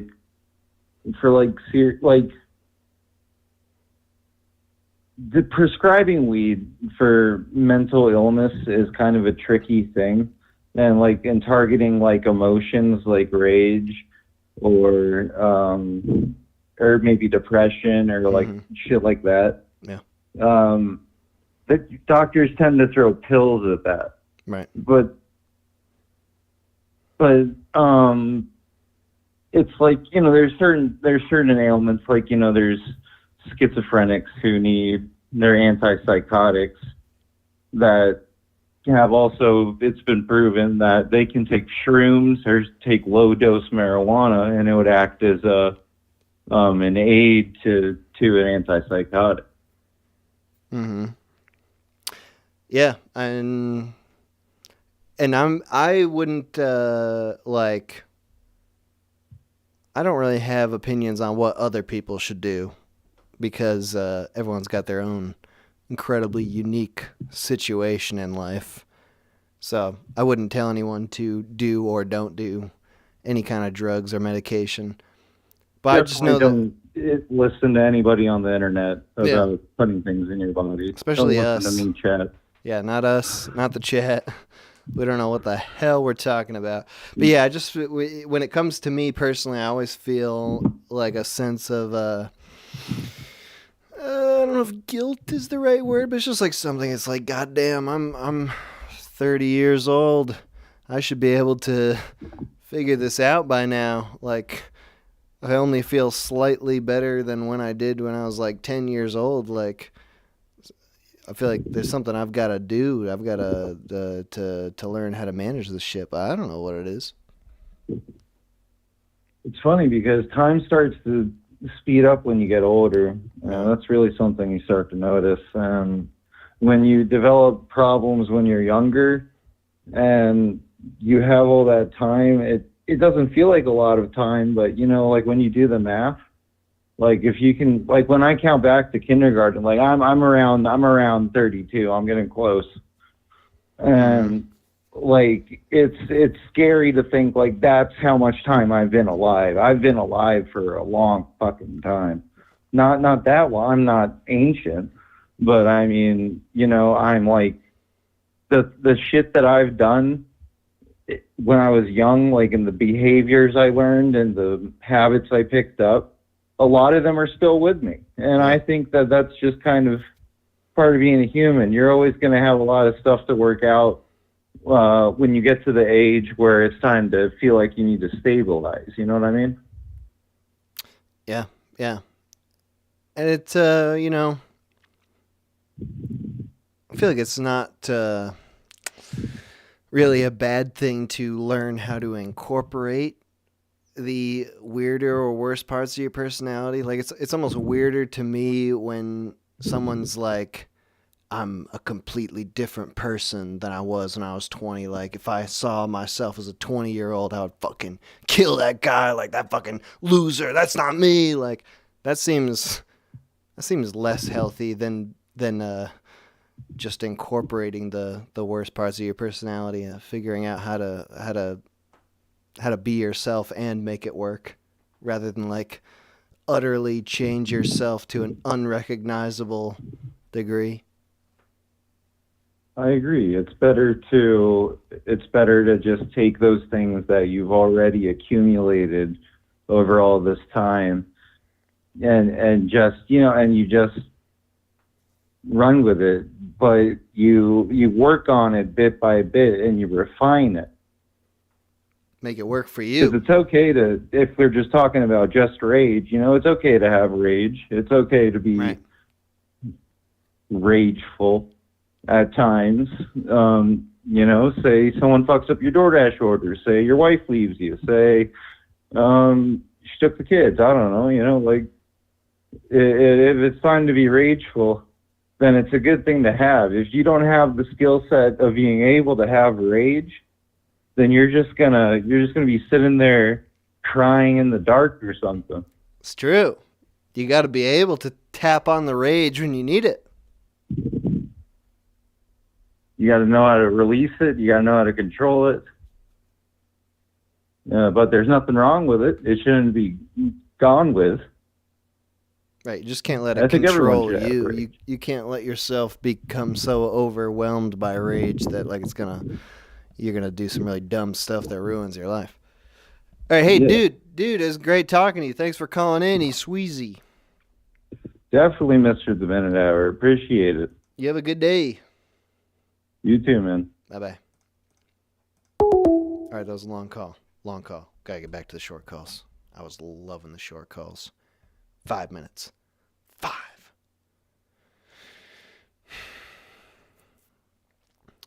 Was it just one call since the boys? I gotta pee still. Oh, damn. All right. Call from Lloyd.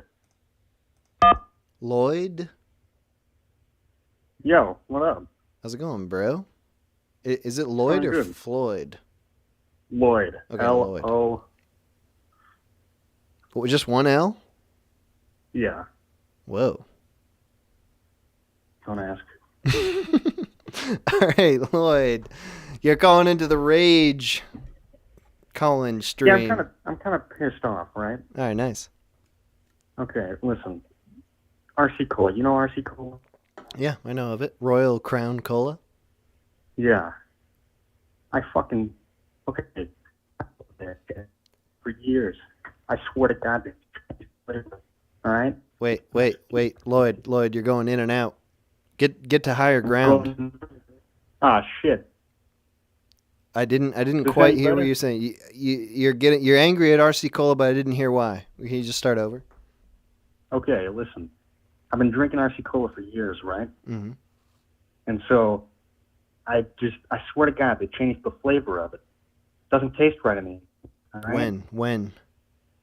When? Recently. Okay. Like a year ago at least. All right. I swear to God. Listen, my doctor said it's because of this new pill they've been giving me.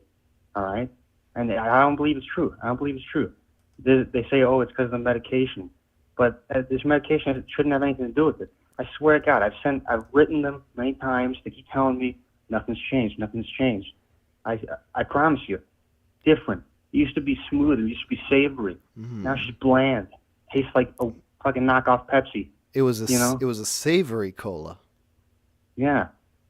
And the flavor of nothing else has changed. Like that would make me think it was the medication. It was like if everything started tasting different. Yeah, no, nothing else has changed. Only RC Cola. This is suspect as fuck. Exactly. I don't get what's wrong. But I've been writing them every day for the past year or so, and they just keep telling me nothing's changed. They brought me in. They brought me into one time, you know? They brought me into the factory. They tried to show me. I don't believe them. I think there's a grander conspiracy going on here. Dude, I mean, the mere fact that they would go to such lengths to prove to you, a layman, if you don't mind me saying, a layman, that RC Cola hasn't changed, that makes me think that there is a conspiracy. Exactly. Why would they invite some nobody, some no talent? It's like, oh yeah, like we me haven't changed into the anything. factory, you know? Check this out. Exactly. All right, so what's the plan? Where do we go from here? Well, I got a bunch of anthrax powder, and I was thinking about sending it to the head of RC Cola. Where do you get anthrax powder from, even? Listen, that's my concern, not yours. All right? Well, I'm doubting you. I'm openly doubting you on air, on stream. Don't make me send you anthrax powder. Okay, you're right. I take it back. No more doubt. All right, but you're just considering this now. You haven't decided. Yeah, considering. Yeah. That's the outlet that your rage has taken at this point, is perhaps you're going to have a biochemical terrorist attack. Well, it's just one of many plans, you know? Unless they change the flavor back and they stop lying to me. Yeah, have you tried threatening them yet? Oh, many times. Oh, I see. I was under the impression that you were just asking, but you have actually been threatening. What do they say to that? Well, they've asked me to stop contacting them. Oh yeah. I've gotten cease and desist letters against me. You know, I've gotten restraining orders. Please cease and desist. It doesn't matter to me. Sending us anthrax. Please desist. Yeah, exactly. You know, they don't want me figuring it out. Maybe it was anthrax and they were putting in there that made it so bomb. Well, so what do you think is the conspiracy? Like they're making it worse? Is it just to make it cheaper so they can make more money, or is there something more sinister? Yeah. I think. All right, and this is just me. Okay. But I think that they're secretly in cahoots with Mr. Pibb, right? With Mr. Pibb? with Mr. Pibb. It just doesn't seem right to me. Mr. Pibb seems to be doing a little better, you know, recently. I've been putting the pieces together. Doesn't make any sense. So you think RC Cola is self-sabotaging to uplift Mr. Pibb? Oh, yeah. To what end? To what end? Well, you see, they're going to share the profits, you know? This, dude, I mean, I hate to just call you out right here, but this sounds like a far-fetched conspiracy. I mean, why wouldn't RC Cola just continue making their own profits? I don't understand. Because they're going to merge at some point and become a business mogul, you know? They're going to merge. Yes. But first, RC Cola has to take the hit. They have to dissolve and then merge. They got to take the plunge, you know? I don't know, man. I don't get it, to be honest. I don't really. This doesn't add up to me. Listen, it'll all make sense in the long run. I promise. All right. Well, I mean, thank you for calling in. This is an interesting thing to think about. I think we'll all this will stick with us for a while tonight. I think this will be the call that we think about after the show to wonder what is really going on out there. We need answers. And we would love it if you do continue with your plans, if you could update us. Perhaps if you could write some sort of a long document about the conspiracy so we could just understand the motivation behind your plans if you are caught. Well, you don't want to commit to that? I suppose. All right, well, this is great. Just email it to me, your RC Cola Mr. Pibb manifesto. I'll be happy to read that. Will do. All right, have a great day, man. Thanks for calling in. You too.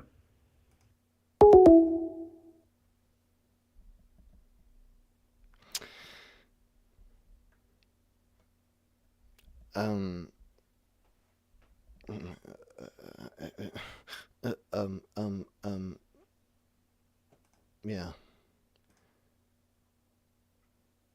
I was trying to have fun with that at the end. I feel like that guy thought I was making fun of him. Anyway, it doesn't really matter, I guess. Okay, we're gonna take a quick break. This will be the last break of the evening. So we'll make it this is like a 7 or 8 minute break. This is gonna be the longest break of the evening. And then we'll do a bunch of calls, we'll come back to the boys, and we will wrap it up for the night. Thank you to everyone who has called in so far. This has been a very fun show. I feel a lot less angry than I did at the start, which is good. I was really angry at the start. I was actually withholding a lot of it. But now I feel fine. I feel like a normal human being. The music from the stream, again, is from Gas Mask Family. Their album Matters. The link to their Bandcamp, the link to this album is in the description of this video. Also, the overlay that you're looking at right here was made by Slouch, very talented animator YouTuber. He's also linked in the description of this video. We'll be back in about 7 minutes with the last hour of the stream.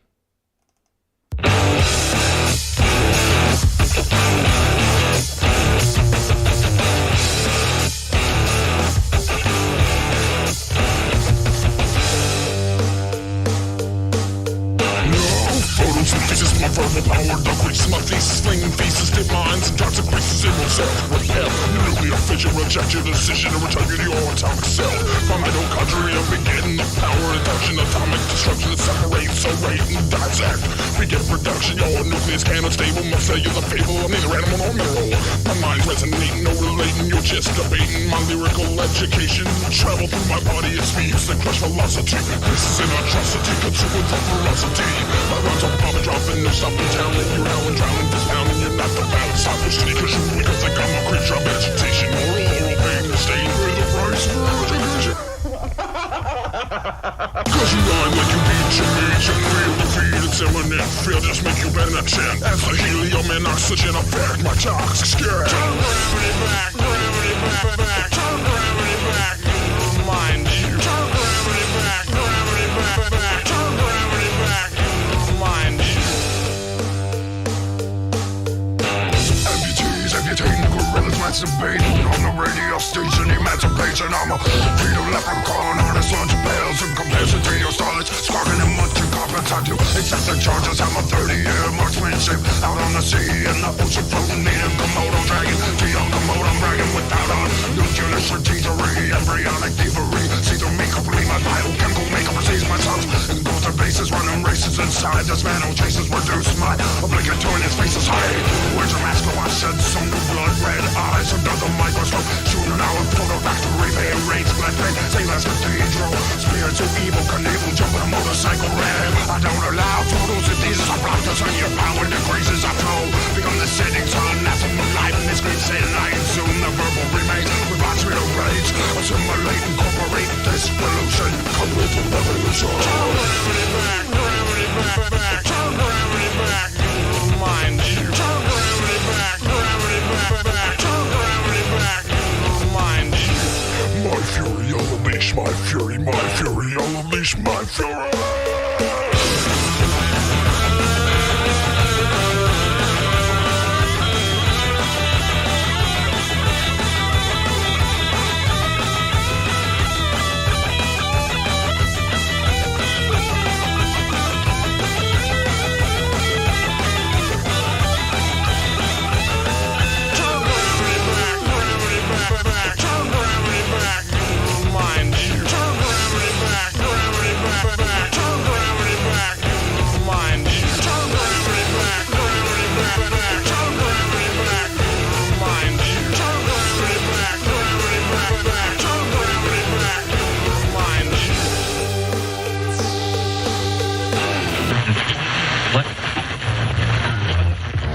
Revelations 1,007,014. And Joseph of Arimathea spoke to his people.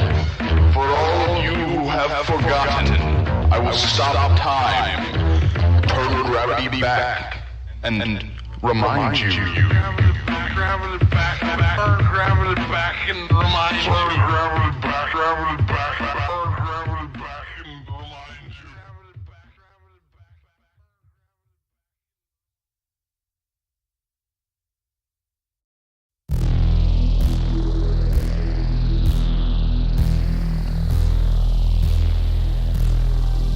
I keep dreaming of a girl and a world red and broken. So I went on a vacation, then hit recall. They'll kill us all. What the fuck did I do, Harry? I don't know anything about Mars. I killed Harry and my wife too. I'm an assassin. Total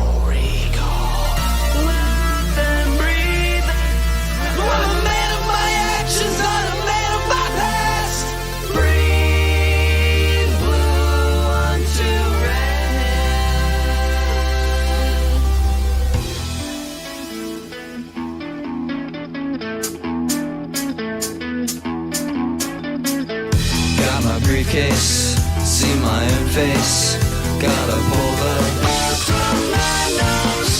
I went to Mars in a disguise, Richter saw me 2 weeks. When I got there, saw oppression, search for Guado. 3 twins.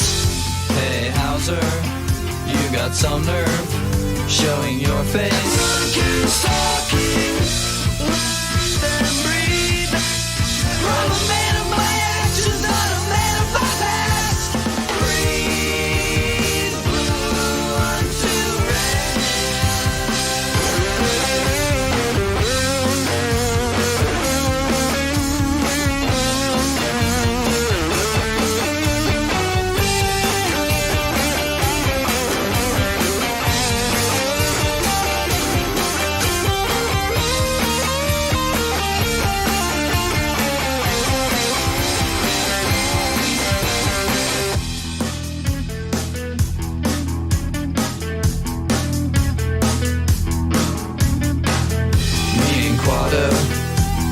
crazy. Mutant summit. Words to live by. They attack us, killing Quato. I know the secret. News reactors on the big screen. It's the old me. I was Betsy. And now I'm good me. You think this is the real Quaid? Ha ha ha ha ha. It is. Let them breathe. I'm a man of my actions, not a man of my past. Breathe blue unto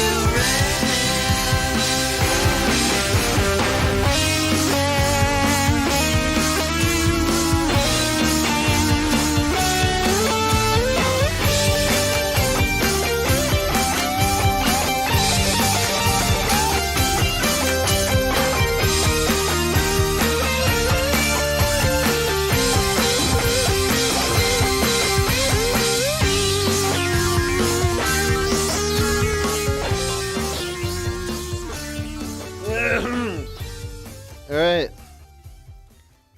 We are in the last hour of the show. Let me turn up Do Not Disturb mode. We'll go back to the boys at the end, towards the end, at least. 518-288-7938 is the number.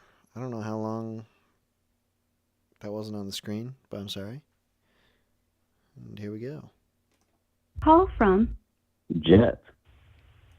We got Jet in the house. Hey, what's up, dude? Hey, man, how are you? I'm good, man. How are you? Doing pretty good. I was really angry at the beginning of the stream, but I've mellowed out now. I feel like a normal human being. Do you feel like a lot of that has to do with like hearing all the shit everyone else is really pissed off about, and it just kind of puts your own problems into perspective?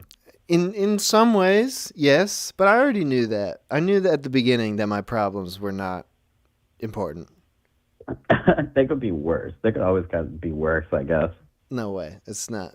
I think it's just like it's distracting, you know, like just talking to other people. It's a very worthwhile distraction. Yeah. It's therapeutic. That's usually what I got to do to become not furious. Like my rage is a result of like laser focus on something to the point of obsession. But if I can just think about something else for a while, then it's totally cured. Yeah, dude, absolutely. And that's I guess in a way your soup adventure has kind of been doing that for your addictions as well. Like, maybe not even addictions, but habits, you know? Dude, it's a shame that you brought that up because my soup actually has brought me great rage just recently. Oh my God, tell me about it real quick. I went to my sister's house to make a big vat of soup, of the spicy sausage pumpkin soup, which is my signature soup. Ooh. And I just fucked it up. I fucked it up somehow. I was cooking it for so long, but I was like hanging out with the kids at the same time, her kids, and I did something wrong, and at the end of it, I was just like really disappointed, so I took the whole... Like, I have this 20-quart stock pot. I took this whole pot full of soup back to my house. I was, like, driving really carefully to not spill it and stuff because it didn't have a lid. And I tried to doctor it up in my house, but I ruined it. I put too much MSG in, and I just ruined, like, 16 quarts of soup. Oh, shit. And I was mad pissed. Fuck. I'm still pissed about it. Like, what a waste of time and money. Did you just fucking, like, spike your soup on the ground, or, like... I was considering it. I was mad enough that I wanted to dump it out. But oh, my God. But instead, I put it all in a package into, you know, like plastic containers like I normally would. And I was just like, you know what? I'm just going to eat all of this soup, and I'm going to be mad every single time I defrost it, and that's going to be my punishment for making it bad. Oh, man. Well, if you want to send me some of your ruined soup, I'll help you. Yeah, sure. Through it. Sure. It's not bad. It's just disappointing. Like, every time I make soup, I want it to be the best soup I've ever had, and this was just, like, totally mediocre. But anyway, Jet, you're a pretty chill guy as far as I can tell. Yeah, I very, very much like to be. I thought about not calling in because I was like, I don't know about anything that makes me mad, but I thought about something that actually infuriates me. Like, it's like a seething rage, Nice. like exploding within me every time it happens, and I have no control over it. It's like someone flips a rage switch. Tell us. But, dude, what gets me the most is like when I see people litter out of their cars, like when they're driving on the road and they just throw shit out of their car. Yeah. I like, even before I was environmentally conscious, like when I was like in my 20s, I just didn't give a shit about anything. Seeing it still pissed me off, and I don't know what made it happen at that point, but I think it's just logically there are so many fucking like trash cans and shit or places you stop where you could like just get rid of shit, but like I don't know, people throwing shit out of their car specifically, like I don't care if someone tosses a fucking cigarette butt out, that's fine, but like right. I was in Cincinnati when I was living in Cincinnati a few years ago. I was behind this douchebag in a souped up Honda Civic, and he just threw like a there was like a McDonald's bag and like paper plates and like cups and shit, and he just threw them out of there. And I don't know what happened, dude. Like I blacked out for a minute, and then when I came to, I was in front of him, and he was like tailgating me really hard and honking his horn a bunch. So I must have done something happened. Something happened in that time, man. But it infuriated me, and now it infuriates me more. So like I don't know. I don't see it that often around here, but whenever I go through major cities, man, it just pisses me the fuck off. I don't know why. Have you ever? Well, I mean, I do know. I have an idea why, but well, that's what I was gonna ask. Have you ever like known anybody personally who does that? Because I always think that is total insane behavior. I've never known anybody who would do that. Just like throw a full bag of trash out the window of their car at high speeds. Like that sounds like fucking bonkers. That doesn't make any sense. No, and I think that's what infuriates me the most about it. Like I don't know anybody who does it, but when I was living in the city, I saw it quite frequently. Like people did it all the time. My car is full of trash. Like when I've got no problem with just throwing the trash in the back. Like these people, they've got such pristine cars that they're just like, I refuse to hold this trash for any amount of time. I'm just gonna eject it from the window. It's crazy. Yeah, no, because like if you got like bags in your if you have like an empty like fast food bag or some shit, or like a grocery store bag or something, you can like put more trash in it and kind of consolidate the trash. Right. But you can keep it in your car, you know, and then you just do like your maybe once a year car clean out or whatever, and it's fine. That's why like we need to find one of these people and just figure out what is going on. What do you think? If you had to make a guess, why do some people do this? I don't fucking know. I think it would kind of be along the reason like I don't know why people are speeding like that. Like people speed because they have like I don't know, a lot of people are just impatient, but I know that there are people who like need to get to a hospital or they're late for work and shit like that. Maybe people throw their trash out of their window for the same reason. Like maybe they're on their way to like a fucking date or something and they just can't stop because they're late for it. They got to pick up some tips along the way. Shoveling McDonald's into their mouth before their date, and they have to get rid of the evidence. Like, oh, fuck.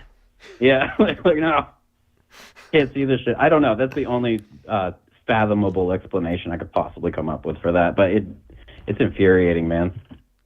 There's some like, I don't know, like I guess it was more common to litter back in the day or something. Like, I don't know. There seems like, I guess there has been some sort of attitude shift where like people in our generation see littering as just like totally unnecessary and stupid, but like back in the 80s or the 70s or whatever, it was just more of a common thing. But it seems so strange. Yeah, dude. Like, I mean, at that time too, I think consumerism was running rampant. So like everything you bought came in like something. Right. So I don't know. I think that we had like an excessive amount of trash in those time periods. Consumerism was like booming to some extent. But that's no excuse, man. Like we got trash cans fucking everywhere. And you can just like crumple that trash into like a baseball. Like it's all just like paper and plastic and stuff. Like you can compact it in your hands. Like it takes up no space. What's like I said, like my car is straight up full of trash. And it's just because I crumple it up and toss it in the back, and I can eat McDonald's for like 5 years before my car is actually full of trash. Yeah, dude. And there's actually, and I'm glad you brought that up, because I think that there's actually something really satisfying and stress relieving even about like crumpling up like a wad of like paper or like tinfoil or some shit and just squeezing it to see how small you can get it. Especially tinfoil. You can get that shit mad small. Yeah. My brother was talking about this, how one of the best parts of eating a sandwich, like a sub, is that they wrap it in paper. Food wrapped in paper is a great thing. Yeah, it really is. It's really good. But yeah, man. Oh, sorry, go ahead. Just put it into the glove box or whatever. Yeah. Just forget let your about car it. fill it. Yeah, you'll find it 3 years later, and when you're probably near a trash can. Yeah. I don't know. Maybe there's someone in the comment section that's been talking that does this, and hopefully somebody has said something about maybe why they do it. There's like a really we just don't have enough compassion to come up with like this very empathetic situation that has to do with them throwing their trash out the window. I mean, you could come up with something when it was like speeding, and hey, I speed even when I don't do those things like going to a hospital or whatever. It's just fun to speed. Yeah. Speeding, I think, is like the point of driving, because like it says 120, 130 for a reason, because it can go that fast. Like you drive to get somewhere fast. So it's like if I didn't want to speed, I'll just walk somewhere. But but with trash, I can't think of the empathetic reason. It was like, oh yeah, he had to ditch all that trash on the side of the road. That was his mom was. It's like I can't even make up a reason. No, it's impossible. It's infuriating. Damn. Just don't fucking get it. I don't know. I'm gonna deal with it until some changes happen. So. With the way that you're dealing with it now is like on an entirely subconscious level. Like you black out and something happens, and you come to and you've already dealt with it. Dude, I'm afraid to get drunk around people anymore, because I don't want to like black out and then wake up in the morning and like one person is dead and I killed them because we had a conversation and they mentioned they threw trash out the window or something. It's gonna happen. What are you gonna do? Don't say that. Sorry. I don't know. That's justifiable homicide. All right, hey Jet, thanks for calling in. It's good talking to you. Yeah, dude. Yeah, man, you too. Good luck. I sent you a message on Discord. I know you're busy. It's just a checkup anyway. But yeah, dude, have an awesome stream, man. It was good talking to you. All right, yeah, dude. Have a good one. Bye-bye. All right, bye. Whoa. Call from David. David? Hey, what's going on? Did I time it right? Yeah, you're in. You're on. Right on. So we're talking about rage. Hell yeah. What you got to I have say a little about story. Can I talk about like the outcome of rage? Yes. So, this happened to me, on Friday night. I'm hanging out with the boys, with a couple of friends of mine, and we're kind of minding our own business, drinking at my buddy's shop. He walks away to like buy some food, and these girls start like laughing at him, and he's a friend, so I feel kind of bad. So I'm just kind of staring at the girls, and one of them was like this she couldn't be like an inch over 5 feet, like this lesbian girl. She noticed that I was staring. Mm. She gets a little offended and starts kind of yelling at me from across the street, Hmm. And I'm just like, whatever. I'm like, okay, cool, good for you. He comes back though, and for some reason that enraged me. And which part? Just the fact that somebody's just yelling at me for staring, like after they're like kind of making fun of someone. It's like you're doing something wrong, like people are gonna stare at you. Yeah. So anyways, the night, should I say, comes to an end. And they're all, we're kind of heading out.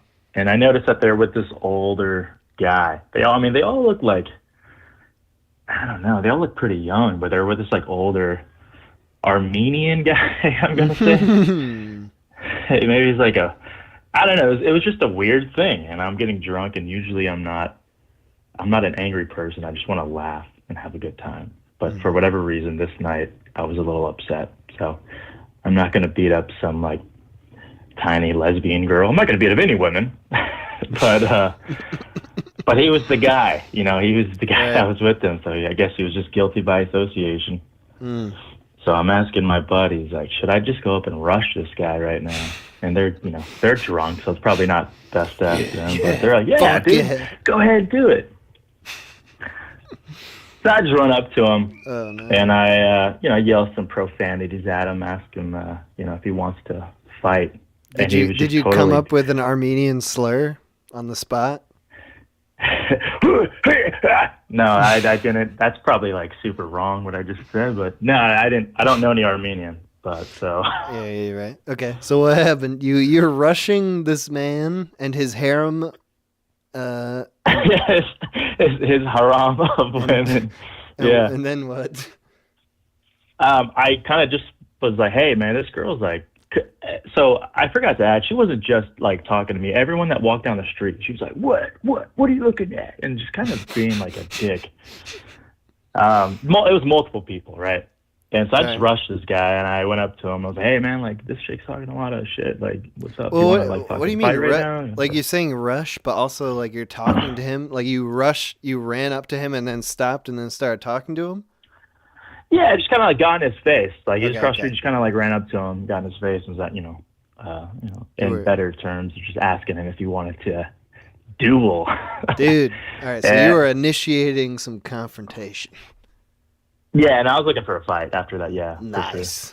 All right. All right. And he was totally taken aback by it. He was just, what? Like, what are you talking about? And then I immediately felt like an idiot.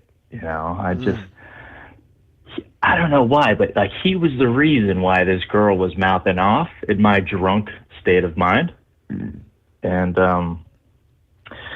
we left, and my buddy thought it'd be funny to like come back around and yell some inappropriate things at them in a car like a bunch of children. From the safety of the speeding car.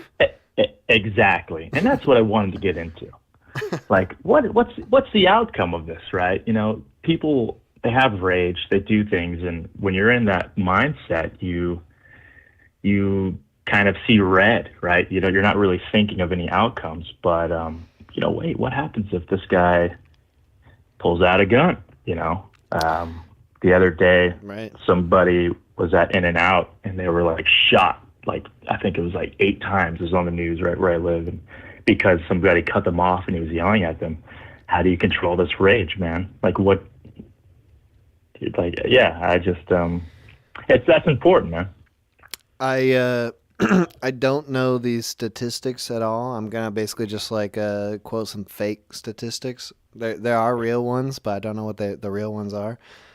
There's something to do with like the vast majority of murders that occur are like drunk people murdering like people they know just because like being super drunk and also being like an idiot, like a dumbass person, which is like 50% of the population or whatever. Like if you're a dumbass and you get drunk, like you're just so beholden to your toddler temper tantrums that like when you're a toddler and you have a temper tantrum, you're useless. Like you just fucking scream and cry in a corner and people just try to ignore you the best they can. But when you're an adult and you have man strength and you have access to weapons and guns and shit, like if you went into the temper tantrum state, which is like so easy to do when you're super drunk, you're going to just fucking kill people. Because do you remember like what having a temper tantrum is like as a child? Like you lose all control of everything and you just go insane for like a half hour or something. Yeah, I mean, I grew up with a lot of older kids, so I remember getting like beat up a lot, Mm-hmm. And luckily, like I think people that get beat up actually like you're supposed to learn how to control this rage, right? Because you were one-upped by somebody else. Right. If you get And, beat up, you learn this is the consequence of being outrageously mad.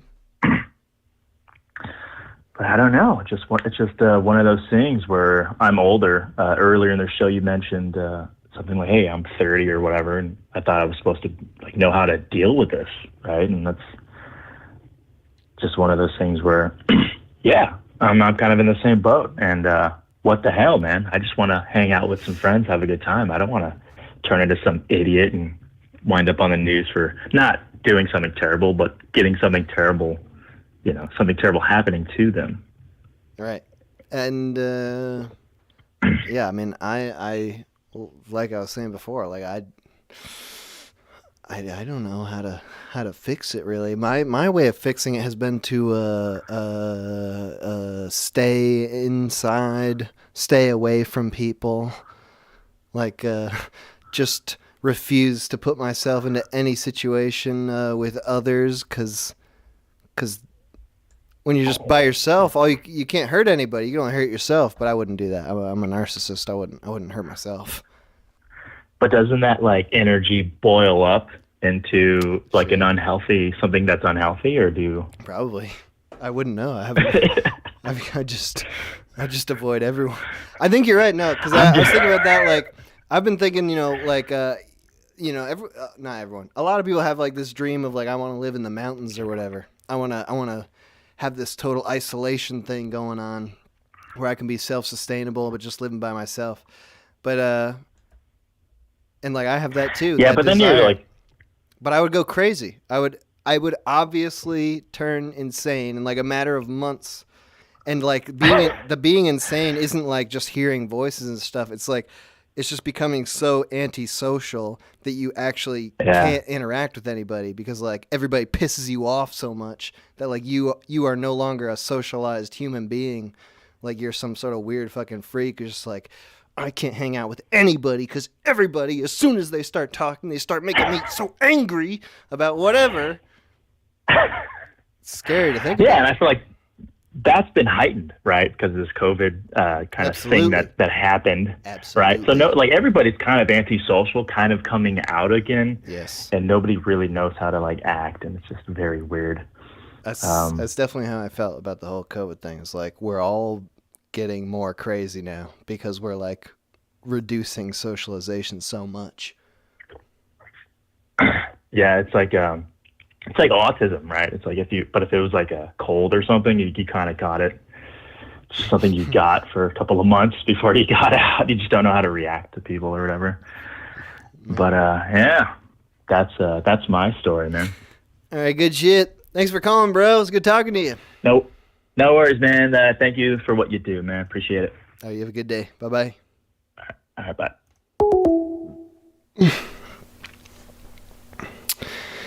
Hey, oh.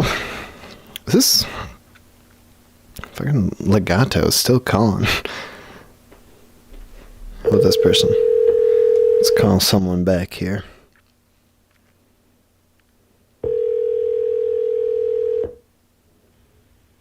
Hello? Yo. Hello? Yo. Hello? Who dis? It's David. Who did? David, this is the Minute Hour from the Minute Hour YouTube channel. Oh, shit. Oh, hey, what's up? Yeah, remember? You just called me like 5-10 minutes ago? Bro, I don't remember shit. I mean, probably at the start of the stream, but I've been drinking pretty heavily. So, Nice, okay. Hey, so the stream today, the topic is rage. Do you have any drunken rage right now, or do you have some previous rage you'd like to tell us about? Oh man, I was pretty upset earlier. My stupid fucking boyfriend. I can't get him to come over my house. I see him probably like once every other week, and that shit's been pissing me off. What's he doing? I don't know. He's doing either fuck all or too many things, but he's not over here, and that's upsetting me. Maybe that's my issue, but I don't know. I'm pissed about it. How long have you been together? It's been like 6 months. Okay. Something like that. All right, so wait. So you're a man, and this is a man. This is a gay relationship we're talking about. This is a gay relationship, yeah. All right, so tell me, as someone who doesn't know how this works, and I guess you don't know, gay relationship as put up against a straight relationship. Do you have like straight friends who tell you about their relationship? Straight relationships too. Okay, that helps. So give us a bit of compare and contrast here. What are the similarities and differences? I don't know. All the emotional shit is the same, I guess. Really, the only difference is like, I guess, social. Like how you can hold yourself out in public. Really, because like. But the expectations the expectations are similar, or is it just like purely like on a person-to-person basis that you can't really generalize like that? Well, I don't know. It's like if you like another person and that person likes you, like you like spending time together and you're like compatible, then it's like boom, relationship. Like I don't think what sex you are really has all that much to do with like I don't think gay relationships and straight relationships are much different at all, apart from like the actual like fucking the individual. But it's human connection, man. Yeah, I mean I simply don't know, as I've not been in a gay relationship. That's fair. It's not for everyone. What is the I'm curious about it though, just like the initial part of it. There's a whole weird thing. I mean, it's very different.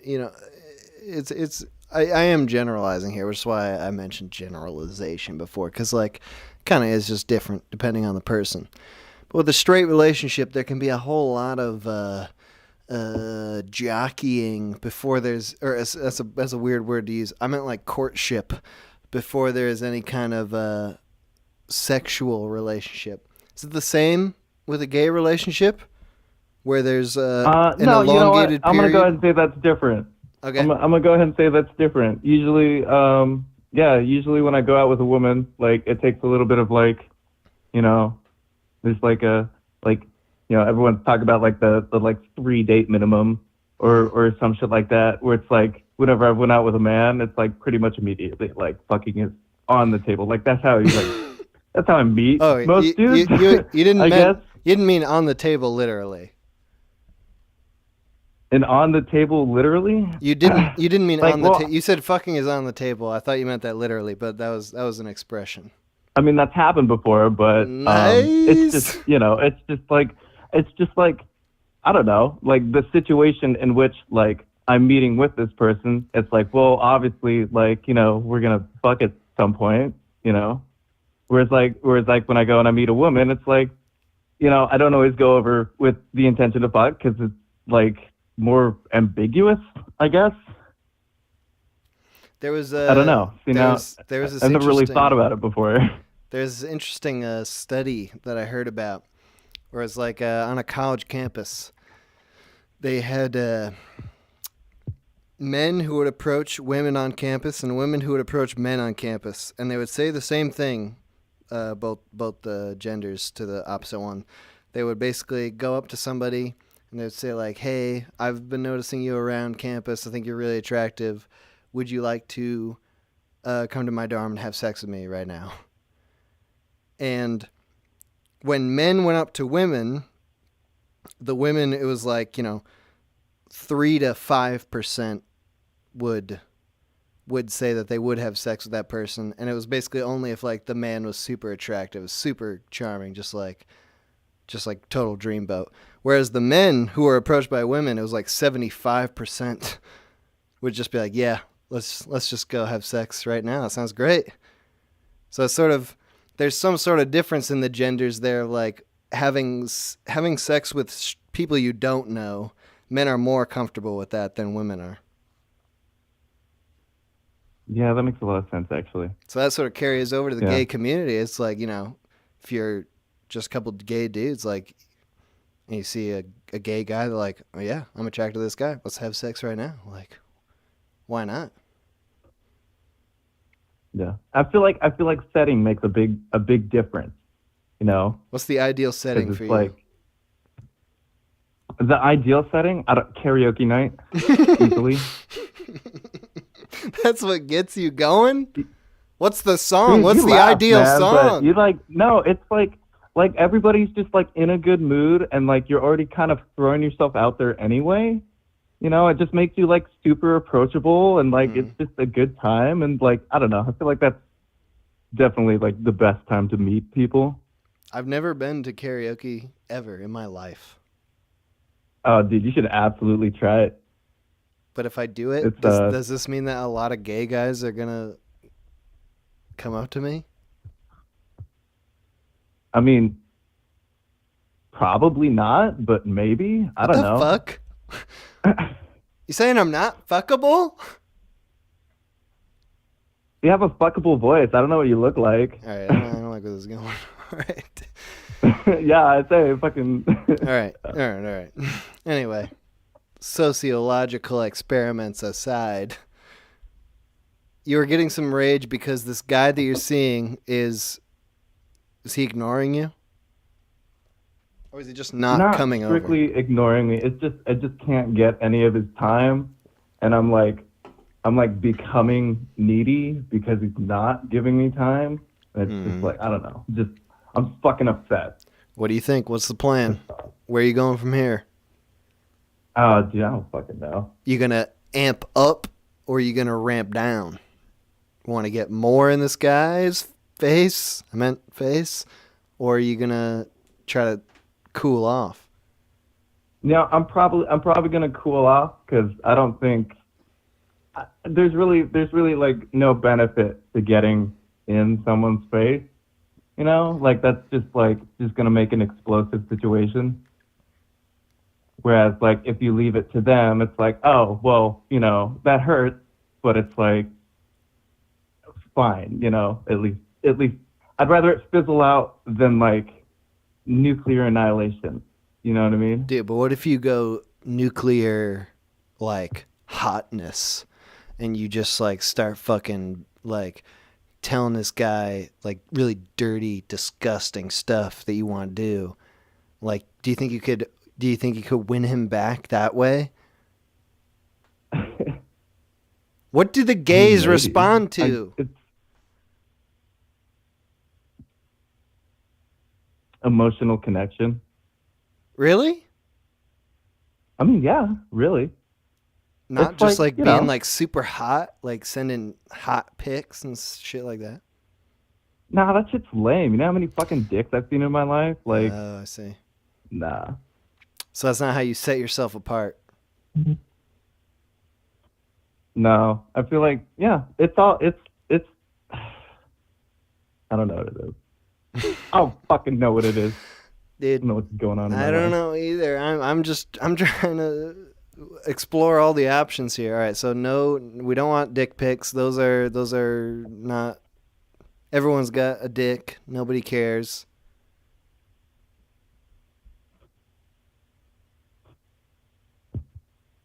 Yeah, I don't know. I just want to see him, man. Okay, that's just what I want. dude. I want him to be like here, like physically. It doesn't have to be like a fuck thing. It just has to be like, oh, you're here. Thing. Okay, so like is it- we're here together. You know, that's what I'm missing out on. This is an actual like situation. You want to develop that. The like, it's not about the sex. Oh yeah, no, the sex like started it, and now it's like, okay, like emotional connection, like let's go, you know, fulfill me, Dude, emotionally. I don't know what you're gonna do. I feel like we got to come up with Probably one drink good. more. I was gonna say I feel like we got to come up with one good idea before we let you go here, but I don't know, like maybe write him a song. Maybe That's not a horrible idea. A poem. Something That romantic. is a horrible idea. Okay, no poem. Right? But if you sing a poem, Nope, then fuck it's poems, a song. dude. It's Poems good. are so fucking. Okay, yeah. okay. Poems No. are bad. We don't like poems. Nobody likes poems. Songs are good though. I might go with that one. All right. And you can make it like a fun-loving song. You know, it doesn't have to be too serious. Mm-hmm. So, I guess that's my advice. Yeah. Cool. Good tip. All right. Might do that if I feel productive. Otherwise, I'll just I don't know, probably counter neglect him. Like, who can neglect the others the most? That's also a good idea. Eventually, someone will want attention. Yeah, exactly. Like you gotta out neglect him, so that he reaches the point where he feels like you do now. Fuck yeah. I'm in such a healthy relationship right now. Holy shit. Yeah, this sounds good all around. This is definitely gonna work out for everybody. All right, hey dude, thanks for calling in. I'm sorry I didn't have anything productive to say to you, but I hope it works out. Yeah. Fingers crossed.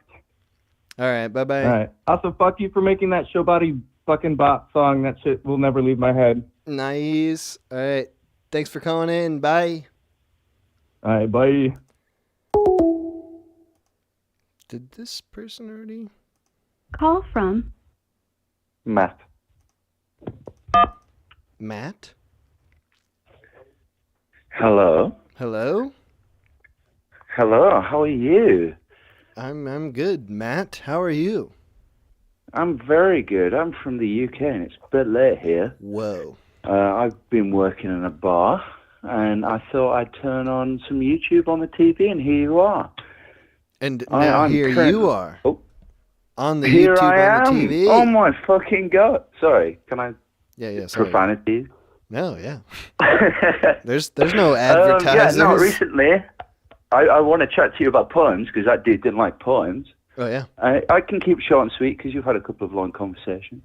But, so I've left my job as an environmental consultant, which was a fucking wank job. Didn't enjoy it. Did it for 3 years.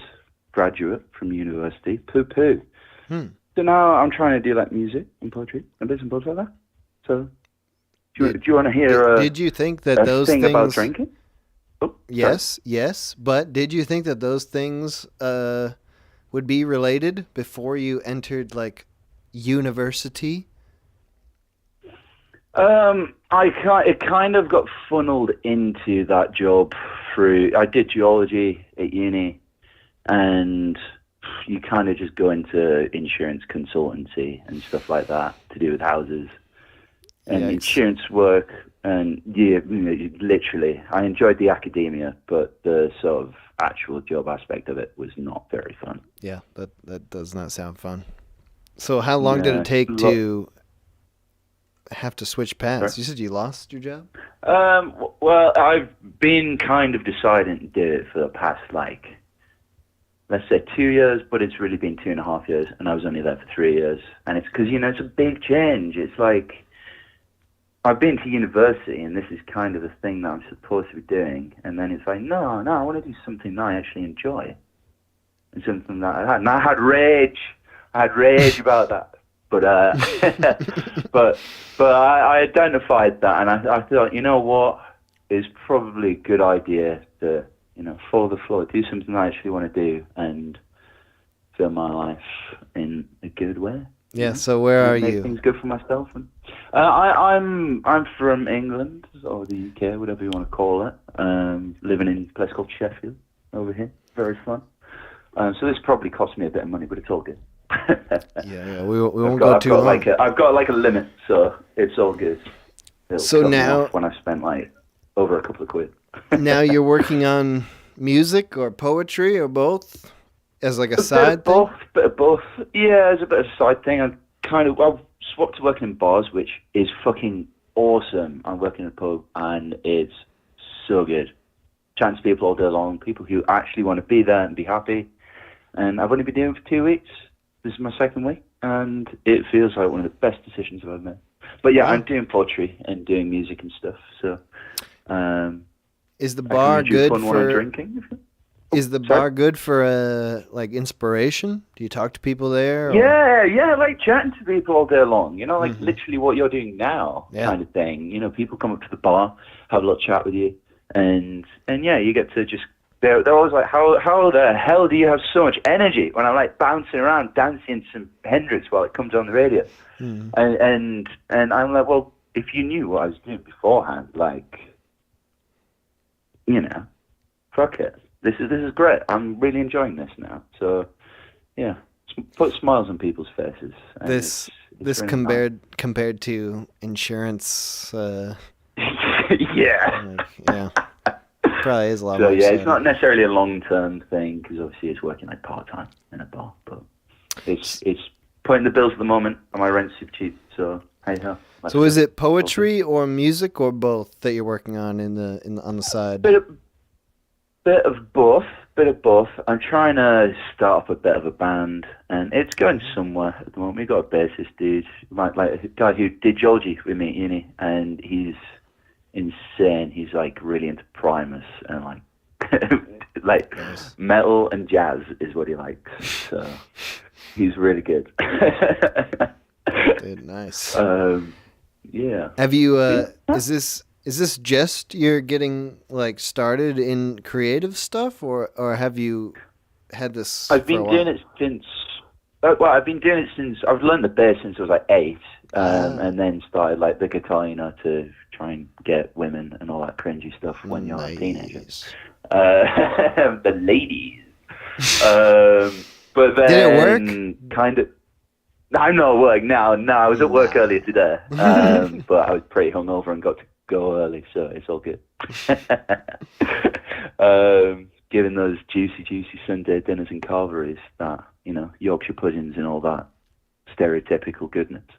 Yeah, I don't even know what you're saying. That just turned totally British. Do you know what a Yorkshire pudding is? No. It's basically, we have it with gravy and meat and everything like that on your dinner, but it's basically like a pancake that just kind of grows in the oven. This is so weird to explain. Google it. It's literally just pancake mix, but it grows up, and they taste fucking awesome. Okay. All right. It's an oven pancake. I don't feel like I've got a full grasp on it at this point, but I'm willing to move on. That's fine. Can I read you a quick poem before I go? It's like going to be. I was 10 going seconds. to ask. I was going to ask if you had something. Please do. Sick. Yeah, because this is the one I'm really proud of at the moment, and it's about drinking, which I know you like a drink, sir. Very relevant. So it is called "Beer is the Poor Man's Time Machine." All right. So beer is the poor man's time machine. Drink enough and it'll make you dream. Sneak through time and space, continuing scenes. Fast and effective, not exactly clean. Beer is the poor man's time machine. It needs its juices charges to go. 1 feels nice, 2 feels right, more than 4, ignition's fire, go, go, go. It's easy to resent the machine when all it does is make life a foggy dream. We forget that in the moment it's rather pleasant whilst we recalibrate back to the present. When you're there laying in bed after a night of galactic travel, there's nothing to unravel, nothing was said. A side effect of your now fried head. Recharge with some bacon, eggs and bread. When time travel occurs, the brain is flipped inside out. It jumps about, shooting back to past lovers, forwards to arguments with others. Breathe, don't seethe. Once recharged, it'll all be a relief. Oh, yeah, back on solid ground, Captain. Good grief. And that is it, sir. Not super long. Dude, So, hell yeah. I enjoyed that thoroughly. That was excellent. Thank you. Thank you. I have to say, you're a really big inspiration from all your creative work that I see on your channel, and it really makes me smile. Dude, that's awesome. Yeah, keep up the good work. I was, that when you started, I was like, I was thinking like, am I gonna have to like am I gonna have to make up a fake compliment for this? But I didn't even have to. That really was excellent. I enjoyed that very thoroughly. Thank you. Thank you for sharing. Thank you. All No right, worries. dude. Thank you for doing the show. I'll disappear because it's probably going to cost me like 15 quid. I don't know. Exactly. But Thank you for calling thank you very, in, very dude. much. Great talking to you. Thank you very much. Speak to you later on. Bye. All right. Have a good night. Okay, we gotta end it on that shit. There's no way we're gonna top the goddamn UK poetry slam. Like, it's just not gonna happen. There's just no chance. We're gonna try. I'm gonna go to the boys. just to see if they have anything to say. So much. Boys! So much. Boys, Ah! boys. Okay, we're at the end of the show. Oh. Yeah. This is the last boys segment. Fuck yeah. Dude, you guys weren't listening. I know you weren't listening, but a guy, this guy who's like a British guy working at some pub in the UK, he just read us all. That's how he said it. He just read us all a poem he wrote, and it was excellent.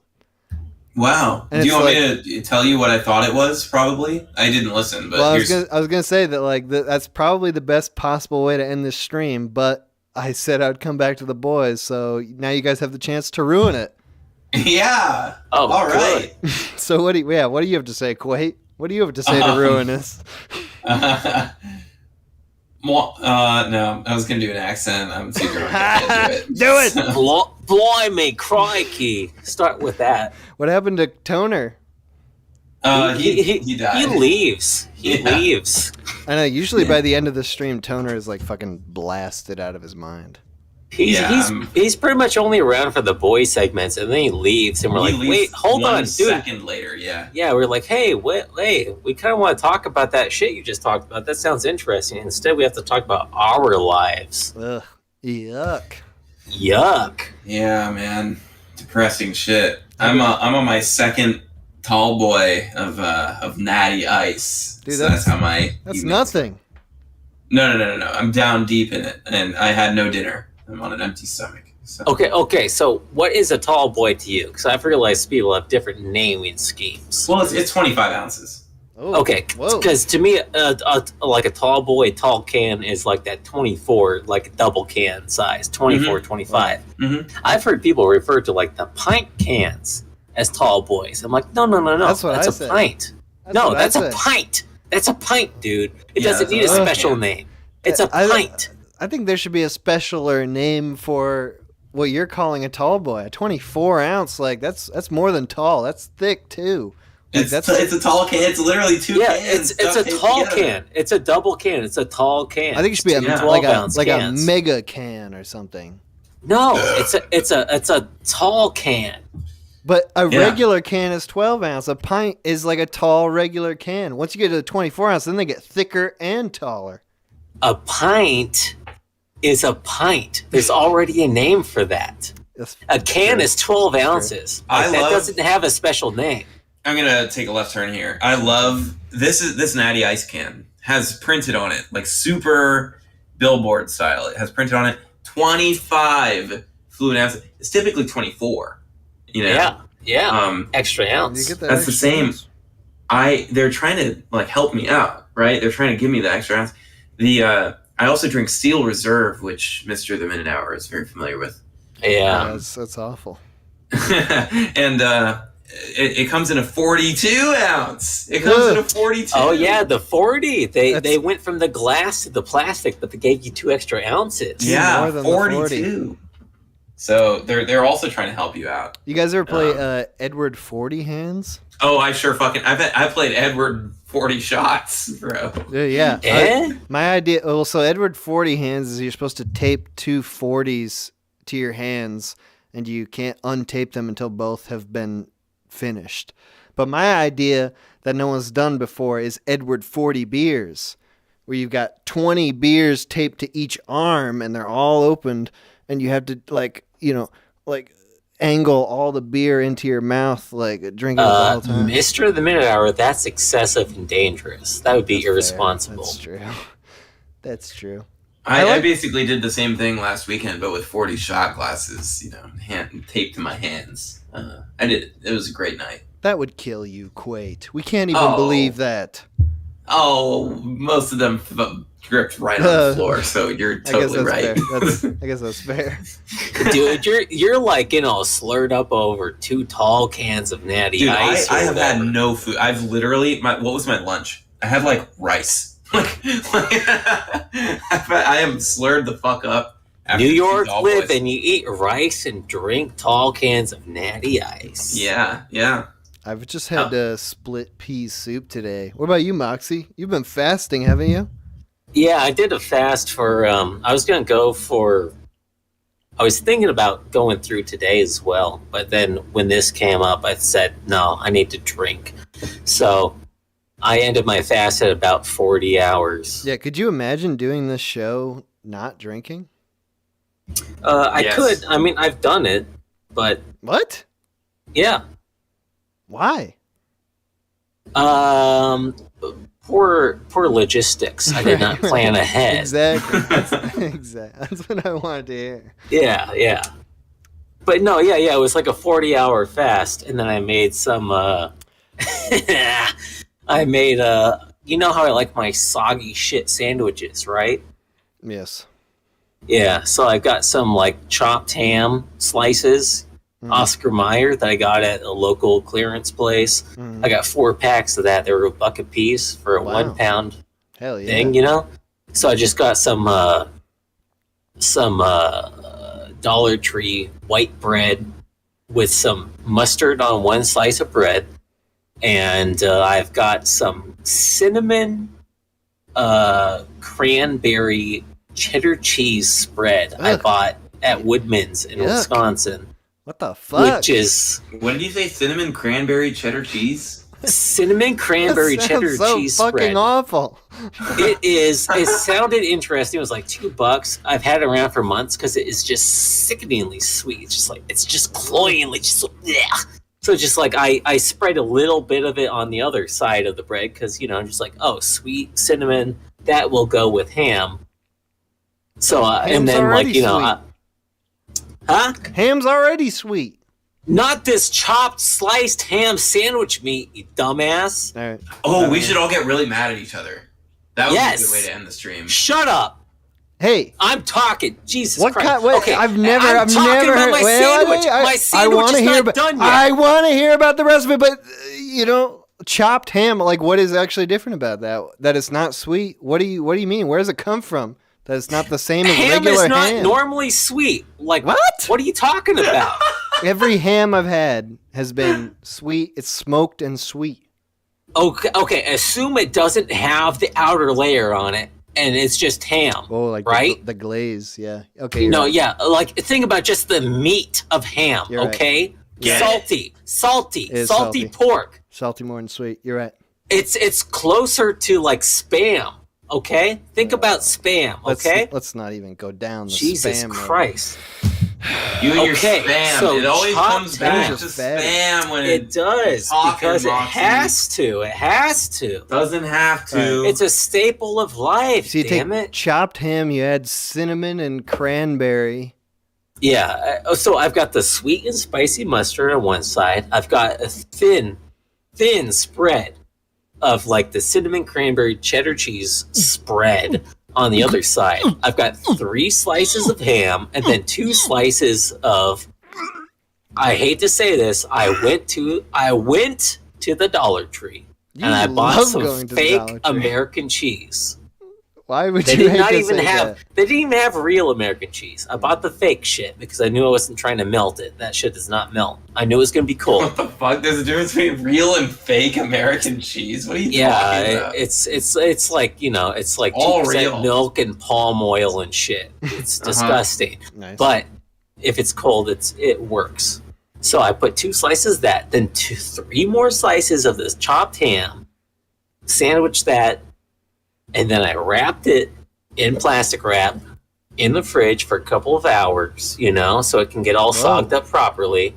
And then I ate that with a bag of Dollar Tree salt and pepper pork rinds, some blackberries, and 6 pints of beer. Jesus Christ. That's how I broke my 40-hour fast. Ugh.